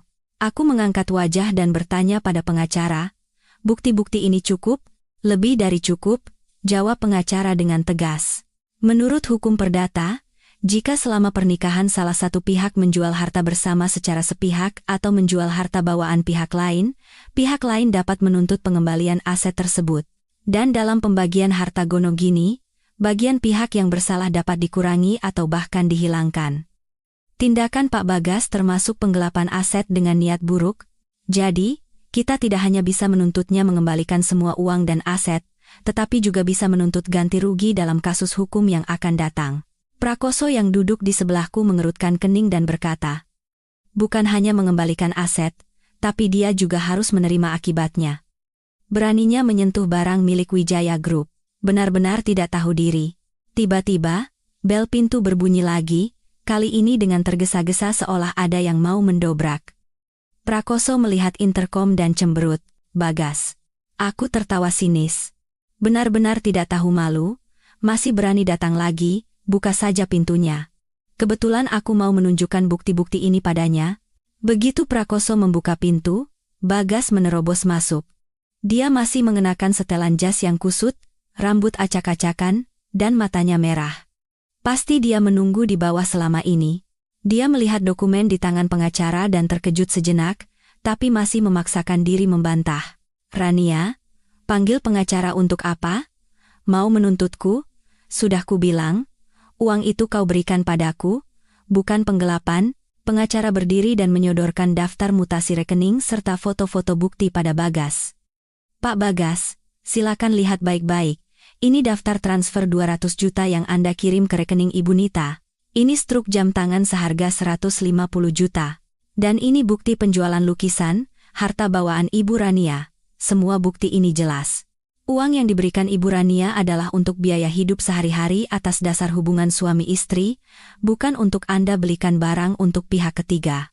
Dan tindakan Anda menjual harta bawaan Ibu Rania secara sepihak adalah tindakan yang jelas-jelas melanggar hukum. Bagas merebut dokumen itu dan membukanya dengan tangan gemetar. Semakin banyak halaman yang dia buka, wajahnya semakin pucat. Saat melihat bukti penjualan lukisan, dia marah besar dan melempar dokumen itu ke lantai. Lukisan itu, Rania sendiri yang menyuruhku menjualnya. Dia bilang sudah bosan dan menyuruhku menjualnya pada teman. Bohong, aku menyuruhmu menjualnya? Aku berdiri dan menatapnya dengan tatapan sedingin es. Bagas, kalau mau berbohong, yang rapi sedikit. Lukisan itu warisan dari kakekku. Aku menyimpannya baik-baik di brankas di ruang kerja. Kuncinya hanya aku yang punya. Bagaimana kau bisa membuka brankas itu? Dan uang hasil penjualan lukisan, kenapa tidak kau berikan padaku? Malah kau pakai untuk membeli tas edisi terbatas untuk Nita? Bagas terpojok oleh pertanyaanku, hanya bisa berdiri dengan bibir gemetar. Waktu itu, dia diam-diam menduplikasi kunci untuk membuka brankas, dan setelah menjual lukisan, uangnya dia gunakan untuk membeli tas untuk Nita, berbohong bahwa itu uang hasil kerjanya. Sekarang semuanya terbongkar. Dia tidak punya alasan lagi. Pengacara membungkuk, mengambil dokumen di lantai, merapikannya, dan berkata pada Bagas, Pak Bagas, sekarang buktinya sudah jelas. Pembelaan apapun tidak akan ada gunanya. Saya telah mengajukan permohonan ke pengadilan untuk menyita semua aset atas nama Anda, termasuk apartemen yang dibeli dengan uang Ibu Rania dan mobil Anda, sampai proses penyelesaian aset selesai, dan surat panggilan pengadilan akan segera dikirimkan kepada Anda. Mohon persiapkan diri untuk persidangan. Sita aset? Suara Bagas meninggi. Dia berlari hendak merebut dokumen dari pengacara, tapi Prakoso menghalanginya. Prakoso menekannya hingga tidak bisa bergerak. Beraninya kalian menyita asetku? Bagas meronta sambil berteriak. Apartemen itu sudah kuberikan pada Nita, mobil itu juga hasil kerja kerasku. Apa hak kalian menyitanya? Rania, suruh pengacaramu mencabut permohonan ini sekarang, atau aku tidak akan tinggal diam. Hak apa? Aku mendekatinya dan berkata dengan suara tenang namun tegas. Dengan hak bahwa semua aset itu pada dasarnya dibeli dari uangku. Bagas, sekarang kalau kau mau bekerja sama dengan baik dan mengembalikan semua aset yang kau gelapkan, itu masih lebih baik. Kalau kau melawan sampai harus ke pengadilan, bukan hanya harus mengembalikan aset, tapi kau juga harus bertanggung jawab secara hukum. Mungkin kau bisa dipenjara. Kata penjara membuat tenaga Bagas lenyap. Prakoso melepaskannya, dan dia terhuyung mundur, terduduk di sofa, menatap langit-langit dengan pandangan kosong. Akhirnya dia mengerti, dia sudah tamat, kehilangan uang, dituntut, dan bahkan mungkin harus dipenjara. Pengacara melihat jam tangannya dan berkata padaku dan Prakoso, Ibu Rania, Pak Prakoso, kalau begitu saya permisi dulu. Jika ada kabar dari pengadilan, saya akan segera menghubungi. Aku mengangguk dan meminta Prakoso mengantar pengacara ke depan pintu. Di ruang tamu, hanya tersisa aku dan Bagas. Dia menunduk, bahunya sedikit bergetar. Bergumam. Aku salah. Seharusnya aku tidak menggelapkan aset, seharusnya aku tidak membohongimu. Aku melihatnya, tidak merasakan apa-apa. Ini semua adalah perbuatannya sendiri, dan biarpun harus berlutut, dia harus berjalan sampai akhir. Aku mengambil ponsel dan menelepon kantor manajemen gedung. Selamat siang, manajemen gedung. Saya Rania dari unit 1808. Ada orang yang membuat keributan di depan unit saya. Tolong kirim 2 petugas untuk mengusirnya. Kalau masih mengamuk, panggil saja polisi. Setelah menutup telepon, aku menatap Bagas dan berkata, pergilah, dan jangan kembali lagi. Tunggu saja surat panggilan pengadilan di rumahmu. Bagas mengangkat wajahnya, matanya penuh penyesalan. Saat dia hendak mengatakan sesuatu, petugas dari manajemen gedung datang dan memegangi lengannya dari kedua sisi. Dia meronta sambil berteriak, "Rania, aku salah. Beri aku kesempatan sekali lagi." Petugas menyeretnya keluar dari ruangan. Saat pintu tertutup, aku mendengar teriakannya perlahan menghilang. Aku berjalan ke jendela, melihatnya diseret keluar dari apartemen seperti anjing yang dibuang pemiliknya. Prakoso datang dan menepuk bahuku pelan. "Jangan pedulikan orang seperti itu. Tidak ada gunanya." Begitu Bagas diseret keluar oleh petugas keamanan, dia berlari sekuat tenaga menuju rumah sakit. Di kepalanya sekarang hanya ada Nita dan anak dalam kandungannya. Itulah satu-satunya harapannya. Tanpa anak itu, dia tidak akan punya uang dan pegangan. Sesampainya di UGD, dia melihat lampu di depan ruang operasi masih menyala merah. Arini, teman Nita, duduk di kursi panjang dengan mata sembab. Bagas berlari menghampiri Arini dan bertanya dengan suara bergetar. "Arini, bagaimana keadaan Nita? Anaknya selamat?" Arini menepis tangannya dan berkata dengan marah, "Baru datang sekarang, tadi kemana saja?" "Nita masuk ruang operasi dari pagi, bayanganmu saja tidak kelihatan. Di telepon juga tidak diangkat. Dokter baru saja keluar dan bilang kondisinya tidak baik, mungkin anaknya tidak bisa diselamatkan." "Tidak bisa diselamatkan?" Kaki Bagas lemas hingga nyaris tersungkur. Dia harus bersandar di dinding, kepalanya terasa kosong. "Bagaimana bisa? Tadi pagi masih baik-baik saja." "Baik-baik saja?" Arini tertawa sinis. "Kamu pikir kenapa tiba-tiba Nita sakit perut? Itu semua karenamu. Dimal, ketahuan sama Bu Rania kalau kamu benalu, ditambah lagi tidak punya uang untuk bayar sampai harus malu. Nita sedih, jadi bertengkar denganmu sampai emosinya meledak, makanya jadi begini. Dan sekarang, kamu bahkan tidak bisa bayar biaya rumah sakit. Dokter bilang harus bayar dulu, baru bisa melanjutkan perawatan." Saat itulah, Bagas baru teringat soal pembayaran. Dia merogoh sakunya, tapi di dompetnya hanya ada uang tunai beberapa ratus ribu. Saldo di ponselnya juga tidak cukup. Dia mengambil ponselnya lagi untuk menelepon teman-temannya, tapi hasilnya masih sama, tidak ada yang mengangkat atau semua menolak. Tiba-tiba, lampu di atas ruang operasi padam. Dokter mendorong keluar ranjang operasi, Nita terbaring di atasnya, wajahnya pucat seperti kertas. Matanya terpejam. Di sudut bibirnya ada noda darah. Bagas berlari menghampiri dokter. "Dok, bagaimana keadaan istri saya? Anaknya?" Dokter mengerutkan kening dan menghela napas. "Mohon maaf, kami sudah berusaha semaksimal mungkin, tapi janinnya tidak bisa diselamatkan. Pasien sendiri saat ini kondisinya sangat lemah, harus dipindahkan ke ruang pemulihan untuk observasi lebih lanjut. Dan karena keguguran ini, peluang untuk hamil di masa depan menjadi sangat kecil. Keluarga pasien harus menjaga kondisi psikologisnya dengan baik, anaknya tiada." Bagas berdiri membeku. Kepalanya berdengung. Dia menatap Nita yang terbaring di ranjang. Dan amarah langsung memuncak. Anaknya tiada. Harapan terakhirnya lenyap. Sekarang yang tersisa hanyalah utang rumah sakit yang besar dan aset yang disita. Dia benar-benar habis. Nita perlahan membuka matanya. Melihat Bagas, air mata langsung mengalir. Dia berkata dengan suara lemah, "Mas Bagas, anak kita sudah tidak ada." Bagas yang sudah kesal, mendengar tangisan Nita, emosinya meledak. Dia menepis tangan dokter, berlari ke ranjang, menunjuk wajah Nita, dan berteriak, "Menangis. Menangis memangnya bisa mengubah apa? Kalau kamu tidak mengamuk pada Rania Dimal, kalau kamu tidak emosian, anak kita tidak akan kenapa-kenapa. Sekarang anak sudah tidak ada, biaya rumah sakit tidak ada yang bayar, aku juga dituntut Rania sampai asetku disita semua. Kamu memang perempuan pembawa sial. Sejak bersamamu, tidak ada yang baik." Nita terkejut mendengar makian itu. Dia menatap wajah Bagas yang jelek dan menakutkan, tidak percaya dengan apa yang didengarnya. Dia mencoba bangkit dengan susah payah meski masih kesakitan. "Bagas, bagaimana bisa kamu bicara seperti itu padaku? Anak di dalam kandunganku juga anakmu. Kamu tidak punya uang untuk bayar biaya rumah sakit, makanya dokter tidak bisa menyelamatkan anak kita, kan? Kita jadi begini karena kamu menumpang hidup pada Rania sampai ketahuan, kan? Sekarang malah menyalahkanku? Bagas semakin marah. Dia mengangkat tangannya hendak menampar Nita, tapi seorang perawat di sebelahnya menahannya. Perawat itu mengerutkan kening dan berkata, "Pak, tenang. Pak, pasien baru saja selesai operasi, butuh istirahat. Kalau masih seperti ini, silakan keluar." Bagas berhasil menahan diri karena dilarang perawat, tapi tatapannya pada Nita masih penuh amarah. "Jangan membantah.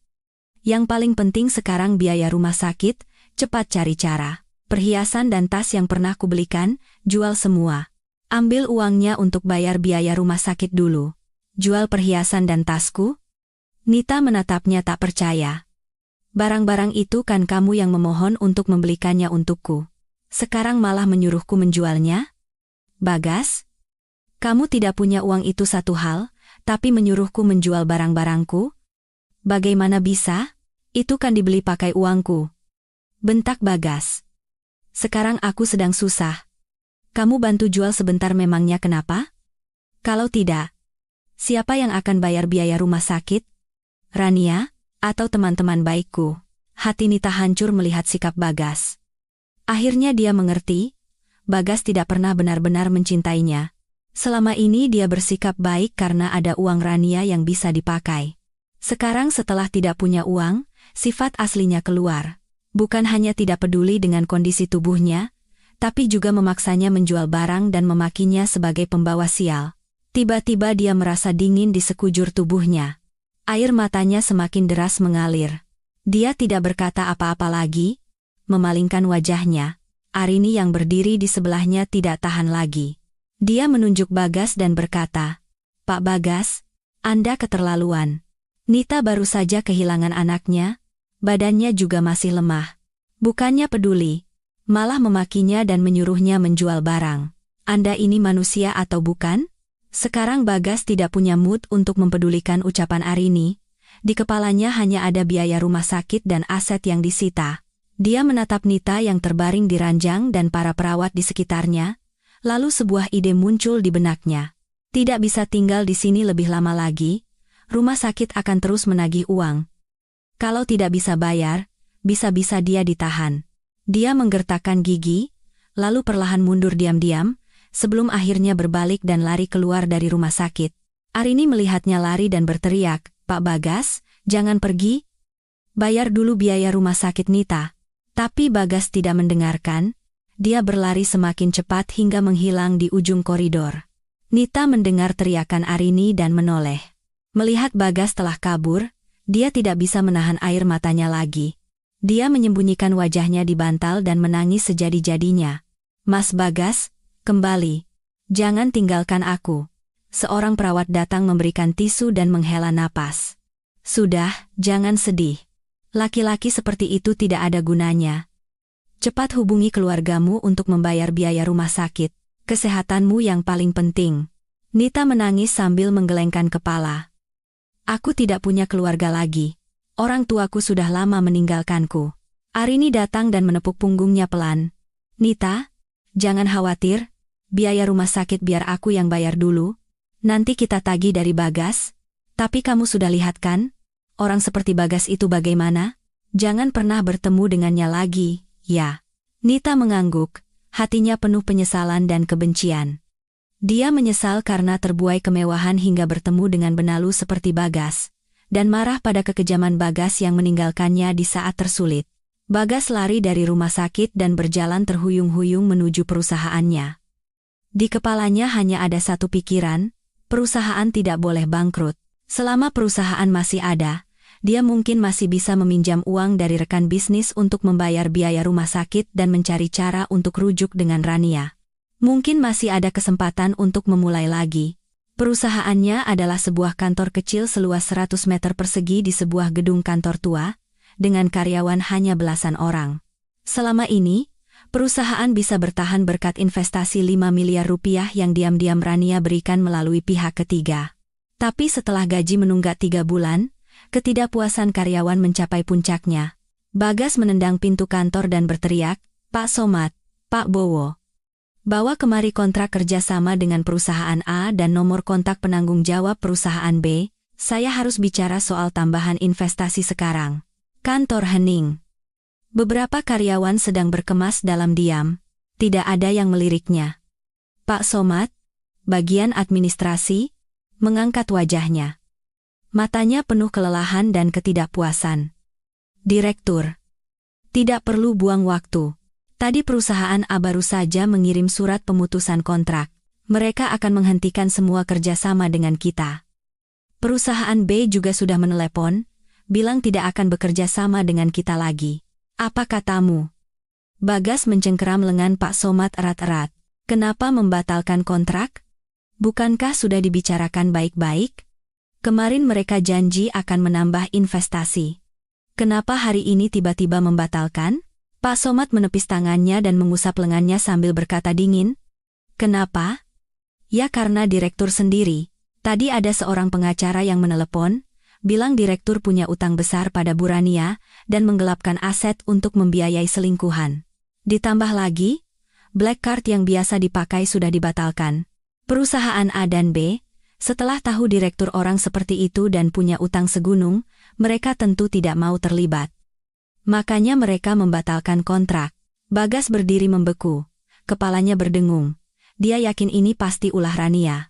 Rania sengaja menyuruh pengacara memberitahukan masalah ini pada rekan bisnisnya untuk memotong jalan keluarnya. Tidak mungkin. Bagaimana Rania bisa tahu kontak perusahaan A dan B?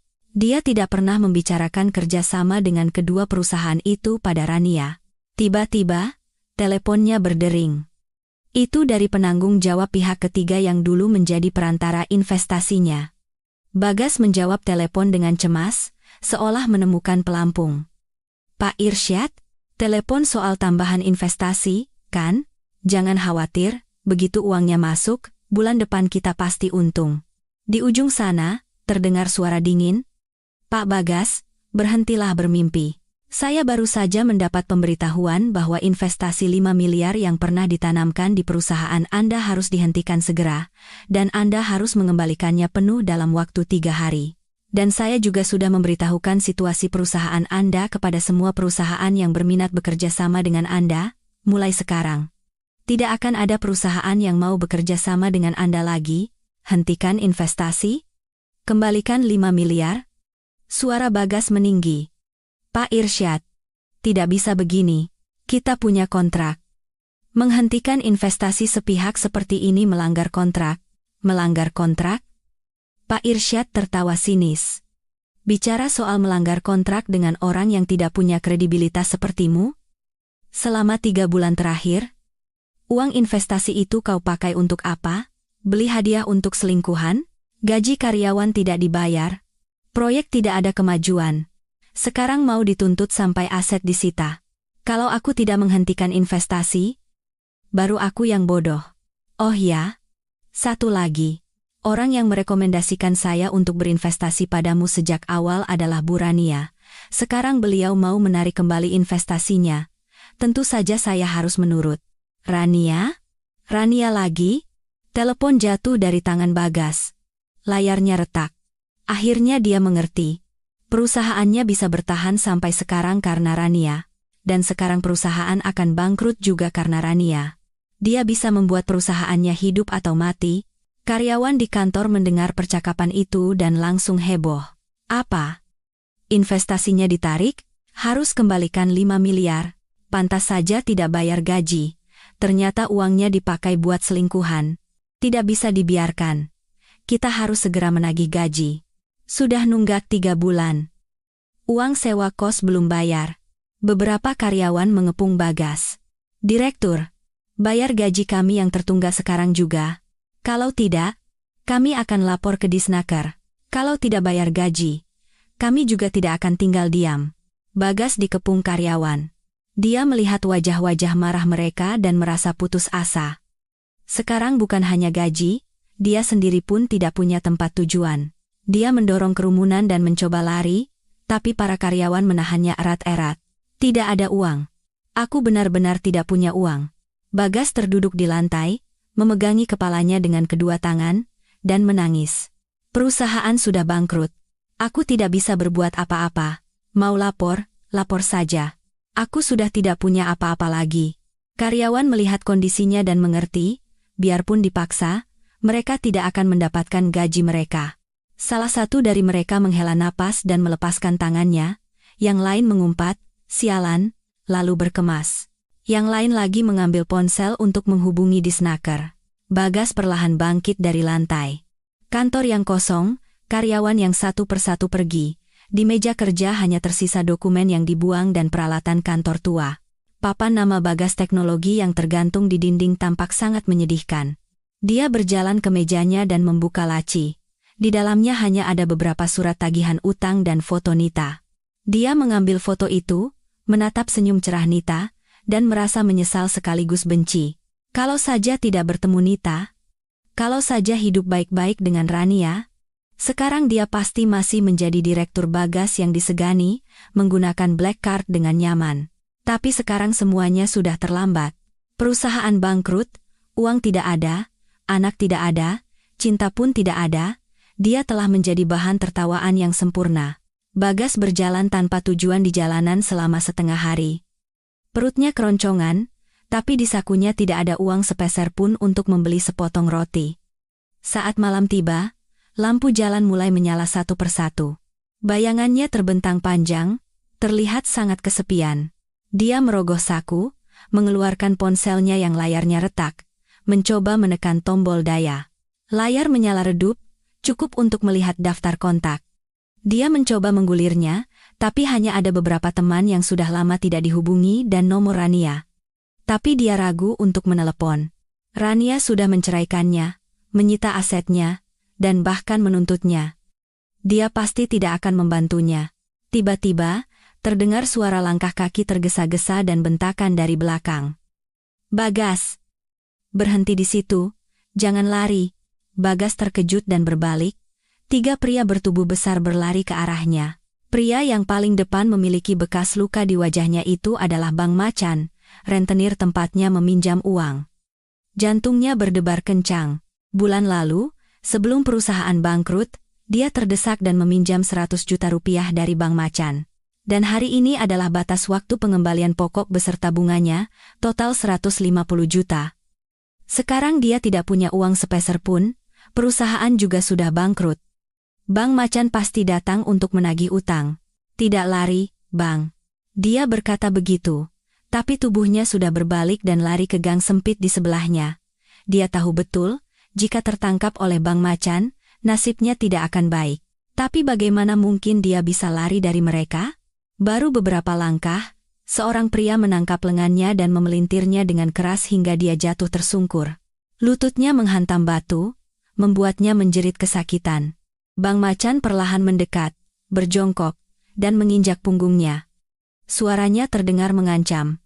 Bagas, jago lari juga ya, kenapa berhenti? Utang 150 juta, hari ini jatuh tempo.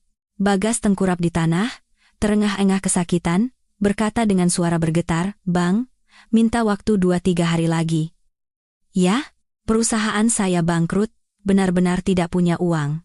Kalau sudah dapat kerja, saya pasti langsung bayar. 2-3 hari? Bang Macan tertawa sinis dan menekan punggungnya lebih keras. Bulan lalu juga sudah minta waktu, kan? Katanya perusahaan mau bangkit lagi. Hasilnya bagaimana? Perusahaan bangkrut, mau kabur, sudah kubilang. Di dunia ini, tidak ada yang pinjam uang dariku lalu tidak bayar. Anak buahnya menimpali, Bang, tidak perlu bicara lagi sama dia. Tidak punya uang, potong saja satu tangan atau kakinya. Biar tidak berani ingkar janji lagi. Bagas ketakutan setengah mati. Dia buru-buru berkata, Jangan, Bang. Jangan potong tangan atau kaki. Saya punya uang. Saya bisa cari uang. Di kepalanya, tiba-tiba teringat Rania. Meskipun dia tahu Rania mungkin tidak akan membantu, dalam situasi seperti ini, dia harus mencoba segalanya. Dia bangkit dengan susah payah. Darah mengalir dari lututnya, tapi dia tidak peduli rasa sakit. Dia mengeluarkan ponselnya yang retak dari saku, dan menelepon Rania dengan tangan gemetar. Telepon berdering lama, lalu ada yang menjawab. Itu suara dingin Rania. Halo? Rania. Ini aku. Bagas. Suara Bagas bergetar. Tolong. Rania. Tolong aku. Aku pinjam uang dari rentenir, Bang Macan, 150 juta. Dia mau potong tangan dan kakiku. Bisa pinjamkan uang 150 juta? Aku janji akan mengembalikannya. Aku rela jadi budakmu seumur hidup. Bang Macan berdiri melipat tangan, tertawa sinis, menatapnya seolah ingin tahu apakah Rania akan membantunya. Di ujung sana, hening sejenak, lalu terdengar jawaban dingin Rania. Bagas, kamu pinjam uang dari rentenir. Apa hubungannya denganku? Kamu yang pinjam sendiri, dan kamu pakai uangnya dengan Nita sampai habis. Sekarang tidak bisa bayar, baru datang memohon padaku. Kamu pikir aku akan membantumu? Rania. Aku salah. Aku benar-benar salah. Kata Bagas sambil menangis. Mulai sekarang aku tidak akan bertemu Nita lagi. Tidak akan serakah lagi. Aku hanya ingin hidup. Tolong kasihanilah aku. Bantu aku kali ini saja. Kasihan? Suara Rania diwarnai tawa sinis. Saat kamu memakai uangku untuk membeli cincin berlian dan apartemen untuk Nita, apa kamu pernah mengasihaniku? Saat kamu bekerja sama dengan Nita untuk memaksaku bercerai dan mengusirku dari rumah tanpa apa-apa, apa kamu pernah mengasihaniku? Bagas, kondisimu hari ini adalah karena perbuatanmu sendiri. Tidak ada hubungannya denganku. Utangmu? Bayar sendiri? Jangan hubungi aku lagi. Selesai bicara, Rania menutup telepon. Hanya terdengar nada sambung putus. Bagas memegang ponselnya, berdiri membeku. Air mata membasahi pipinya, hatinya dipenuhi keputusasaan. Dia tahu, Rania benar-benar tidak akan membantunya. Dia sudah tamat. Bang Macan melihat sikapnya dan tahu Rania tidak membantu. Wajahnya masam. Sepertinya tidak ada yang mau membantumu, ya. Tidak punya uang untuk bayar, jangan salahkan aku. Dia mengangguk pada anak buahnya. Dua orang anak buahnya segera menangkap lengan Bagas dan mendorongnya ke dinding. Bang Macan mengangkat tinjunya dan menghantam perut Bagas dengan keras. Arga! Bagas berteriak kesakitan dan membungkuk. Keringat dingin langsung keluar. Bang Macan tidak berhenti, dia menghajar wajahnya berkali-kali. Darah mengalir dari hidung Bagas, bibirnya bengkak. Dia meronta, tapi kedua anak buahnya menahannya erat-erat. Dia hanya bisa pasrah menerima pukulan Bang Macan. Beraninya ingkar janji. Mau main-main denganku? Hah, bentak Bang Macan sambil terus memukul. Suara pukulan terdengar keras. Orang-orang yang lewat melihat kejadian itu, ketakutan, dan cepat-cepat pergi. Tidak ada yang berani menolong. Setelah memukul selama 10 menit, Bang Macan akhirnya berhenti. Dia terengah-engah, menatap Bagas yang terbaring pingsan di tanah. Tubuh Bagas penuh luka, wajahnya berlumuran darah. Dia terbaring tak bergerak, hanya napasnya yang lemah menandakan dia masih hidup. Bang Macan berjongkok dan menepuk pipi Bagas pelan. Bagas, aku beri kamu waktu 3 hari. Kalau dalam 3 hari kamu belum bisa kembalikan 150 juta, satu kakimu jadi milikku. Ingat, aku tidak main-main. Selesai bicara, Bang Macan dan kedua anak buahnya pergi, meninggalkan Bagas sendirian di gang yang dingin. Dia terbaring di tanah, bernapas dengan susah payah, dia menatap langit sempit dari celah gang, air mata dan darah bercampur di tanah. Dia teringat kehidupannya dulu. Meskipun bergantung pada uang Rania, setidaknya dia tidak perlu khawatir soal makan, bahkan dikagumi orang lain. Tapi sekarang, dia kehilangan segalanya.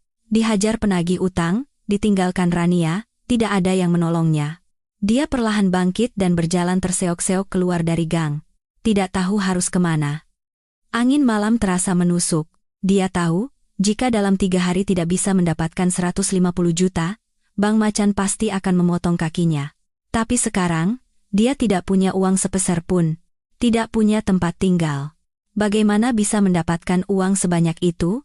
Aku duduk di ruang kerja Direktur Utama salah satu anak perusahaan Wijaya Group, melihat laporan kinerja bulanan yang baru dicetak, dan tersenyum.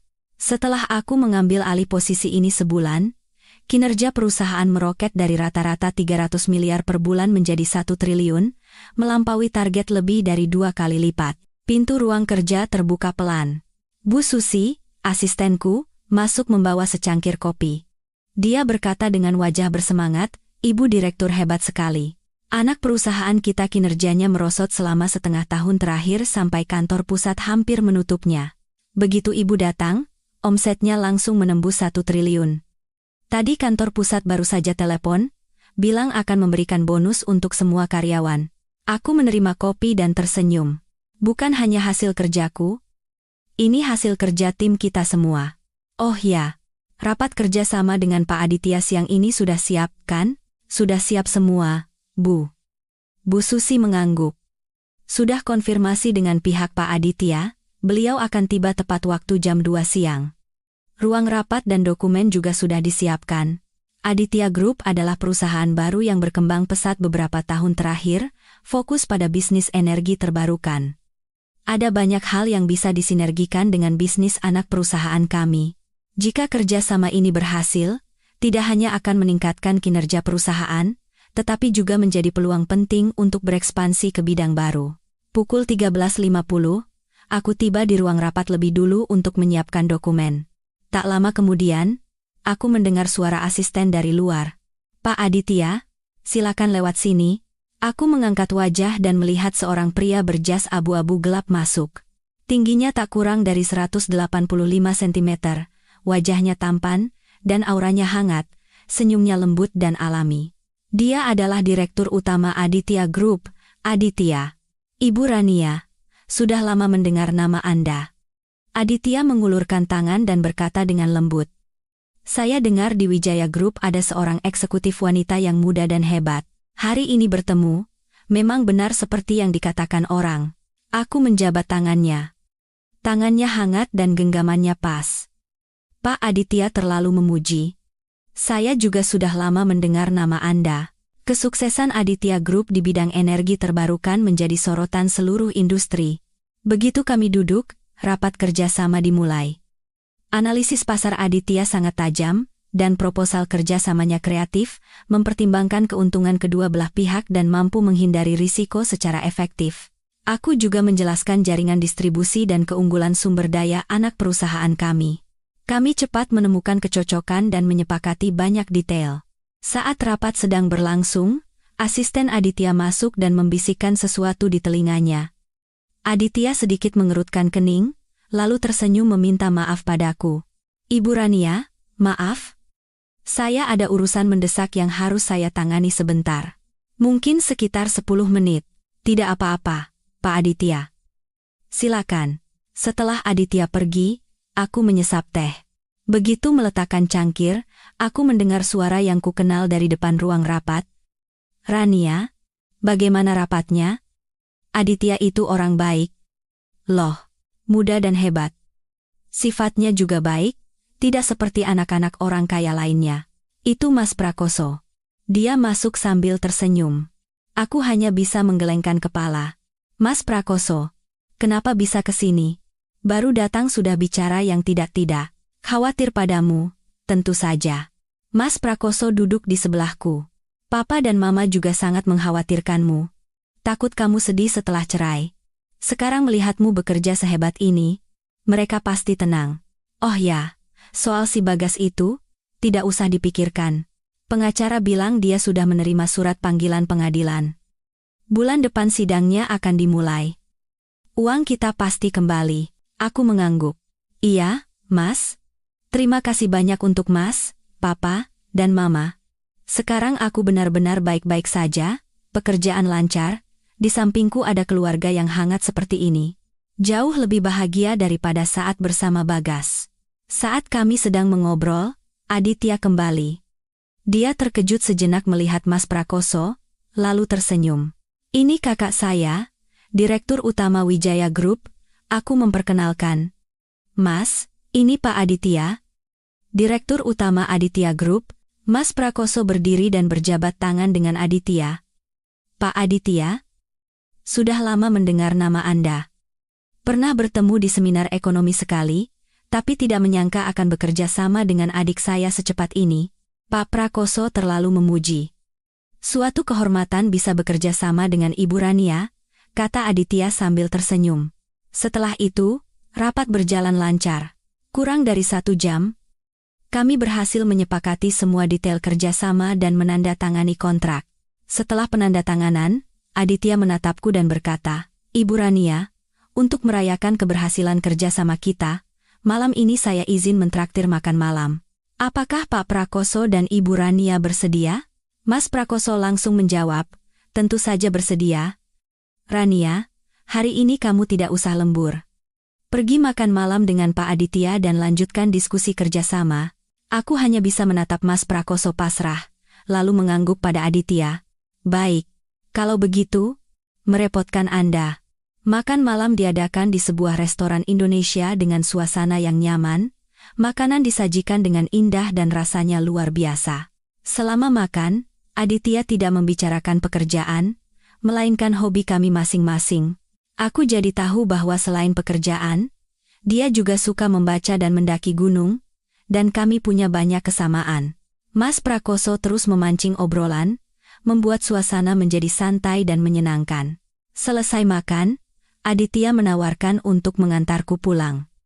Saat mobil melaju di jalanan yang sepi, lampu malam di luar terlihat indah. Cahaya lampu neon menerpa sisi wajah Aditya, membuatnya terlihat semakin lembut. "Ibu Rania, sebenarnya saya pernah mendengar tentang Anda sebelumnya." Aditya tiba-tiba membuka pembicaraan. "Saya dengar Anda melewati pernikahan yang sulit, tapi saya pikir, orang hebat seperti Anda pantas mendapatkan kehidupan yang lebih baik." Aku terkejut sejenak, lalu tersenyum. "Terima kasih, Pak Aditya. Pengalaman masa lalu memang berat, tapi itu membuat saya tumbuh dewasa. Sekarang saya tahu apa yang saya inginkan dan lebih menghargai kehidupan saat ini." "Baguslah kalau begitu." Aditya menatapku dengan tulus. "Saya harap kita bisa lebih dari sekadar rekan bisnis. Bisakah kita menjadi teman? Selanjutnya, jika ada yang bisa saya bantu, katakan saja." Mobil tiba di depan apartemenku. Aku melepaskan sabuk pengaman dan berkata pada Aditya, "Terima kasih sudah mengantar, Pak Aditya. Hari ini sangat menyenangkan. Mengenai kerjasama ke depannya, mohon bimbingannya." "Tentu saja." Aditya tersenyum. "Ibu Rania juga istirahat yang cukup. Sampai jumpa besok." Turun dari mobil dan melihat mobil Aditya menghilang dalam kegelapan, aku merasa hangat di hati. Setelah bercerai, awalnya aku merasa hampa, tapi perlahan-lahan menjadi kuat, dan sekarang mulai merasa nyaman. Bukan hanya mendapatkan diriku kembali, tapi juga bertemu dengan orang yang hebat dan tulus seperti Aditya. Kehidupan baruku baru saja dimulai, dan aku tahu, kedepannya akan ada banyak hal baik menantiku. Aku berbaring di tempat tidur, membuka ponsel, dan melihat ada pesan dari pengacara. "Ibu Rania, saat ini Pak Bagas tidak bisa dihubungi. Kontrakannya juga sudah kosong. Kemungkinan dia sedang melarikan diri. Tapi jangan khawatir, meskipun dia kabur, pengadilan akan tetap menggelar sidang secara in absentia dan putusan akan tetap keluar. Asetnya akan tetap disita sesuai jadwal." Aku menjawab, "Terima kasih banyak," lalu meletakkan ponsel dan memejamkan mata. Apapun keadaan Bagas sekarang, aku tidak peduli lagi. Akhir hidupnya adalah hasil perbuatannya sendiri, tidak ada hubungannya denganku. Sekarang, aku akan fokus pada pekerjaan dan hidupku, merawat orang-orang di sekitarku, dan menjalani setiap hari untuk diriku sendiri. Tidak akan lagi membiarkan orang jahat menggoyahkan hidupku. Pada akhir pekan yang cerah, Aditya mengajakku berbelanja di mall yang pernah kudatangi sebelumnya. Setelah insiden Bagas, aku tidak pernah kembali ke sana. Kali ini, Aditya bilang ingin memilihkan kalung untukku sebagai perayaan awal yang sukses dari proyek kerja sama kami. Sulit untuk menolak, jadi aku setuju. Mobil berhenti di depan mall. Aditya turun dan membukakan pintu untukku dengan sopan. Aku mengenakan gaun berwarna gading dengan mantel sutra abu-abu muda, sementara Aditya mengenakan setelan kasual. Saat kami berdiri bersama, orang-orang yang lewat melirik kami. "Saya dengar mall ini milik Wijaya Group, ya?" kata Aditya sambil berjalan dengan tatapan penasaran. Aku tersenyum dan mengangguk. "Iya, Papa dan Mama yang membangunnya dulu, lalu Mas Prakoso yang mengelolanya. Dulu waktu bertengkar dengan Bagas juga di toko perhiasan di sini." "Oh, begitu." Aditya menggandeng tanganku dan berkata dengan lembut, lupakan saja masa lalu. Hari ini, nikmati saja belanjanya. Aku akan memilihkan kalung terindah di dunia untukmu. Di dalam mal penuh sesak.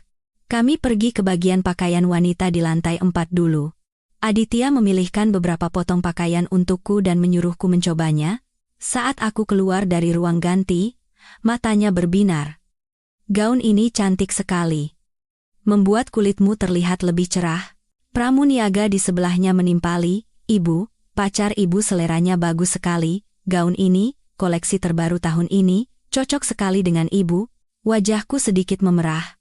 Aku hendak menjelaskan bahwa kami hanya rekan bisnis, tapi Aditya berkata lebih dulu, "Terima kasih. Saya ambil yang ini, dan pakaian lain yang tadi saya pilih, tolong dibungkus semua." Aku hanya bisa menatapnya pasrah. Tapi Aditya mengedipkan mata padaku dan berbisik, "Anggap saja ini bonus kesuksesan kerja sama kita." Setelah dari bagian pakaian wanita, kami turun ke toko perhiasan di lantai 1, toko yang sama tempat Bagas mencoba membeli cincin berlian waktu itu. Begitu melihatku, para pramuniaga segera menyambut dengan antusias. "Ibu Rania, sudah datang? Ini teman saya, Pak Aditya," aku memperkenalkan. Pramuniaga tersenyum. "Selamat datang, Pak Aditya. Ibu Rania adalah pelanggan VVIP kami. Mau lihat apa? Kebetulan ada banyak koleksi kalung baru yang masuk, cocok sekali untuk Ibu Rania." Aditya menunjuk sebuah kalung safir di etalase. "Boleh saya lihat yang itu?" Pramuniaga mengambil kalung itu dengan hati-hati. Aditya dengan lembut memakaikannya di leherku, "Cantik sekali. Ambil yang ini saja, ya," aku bercermin. Kalung itu sederhana namun elegan. Safirnya berkilauan di bawah cahaya lampu, sangat indah.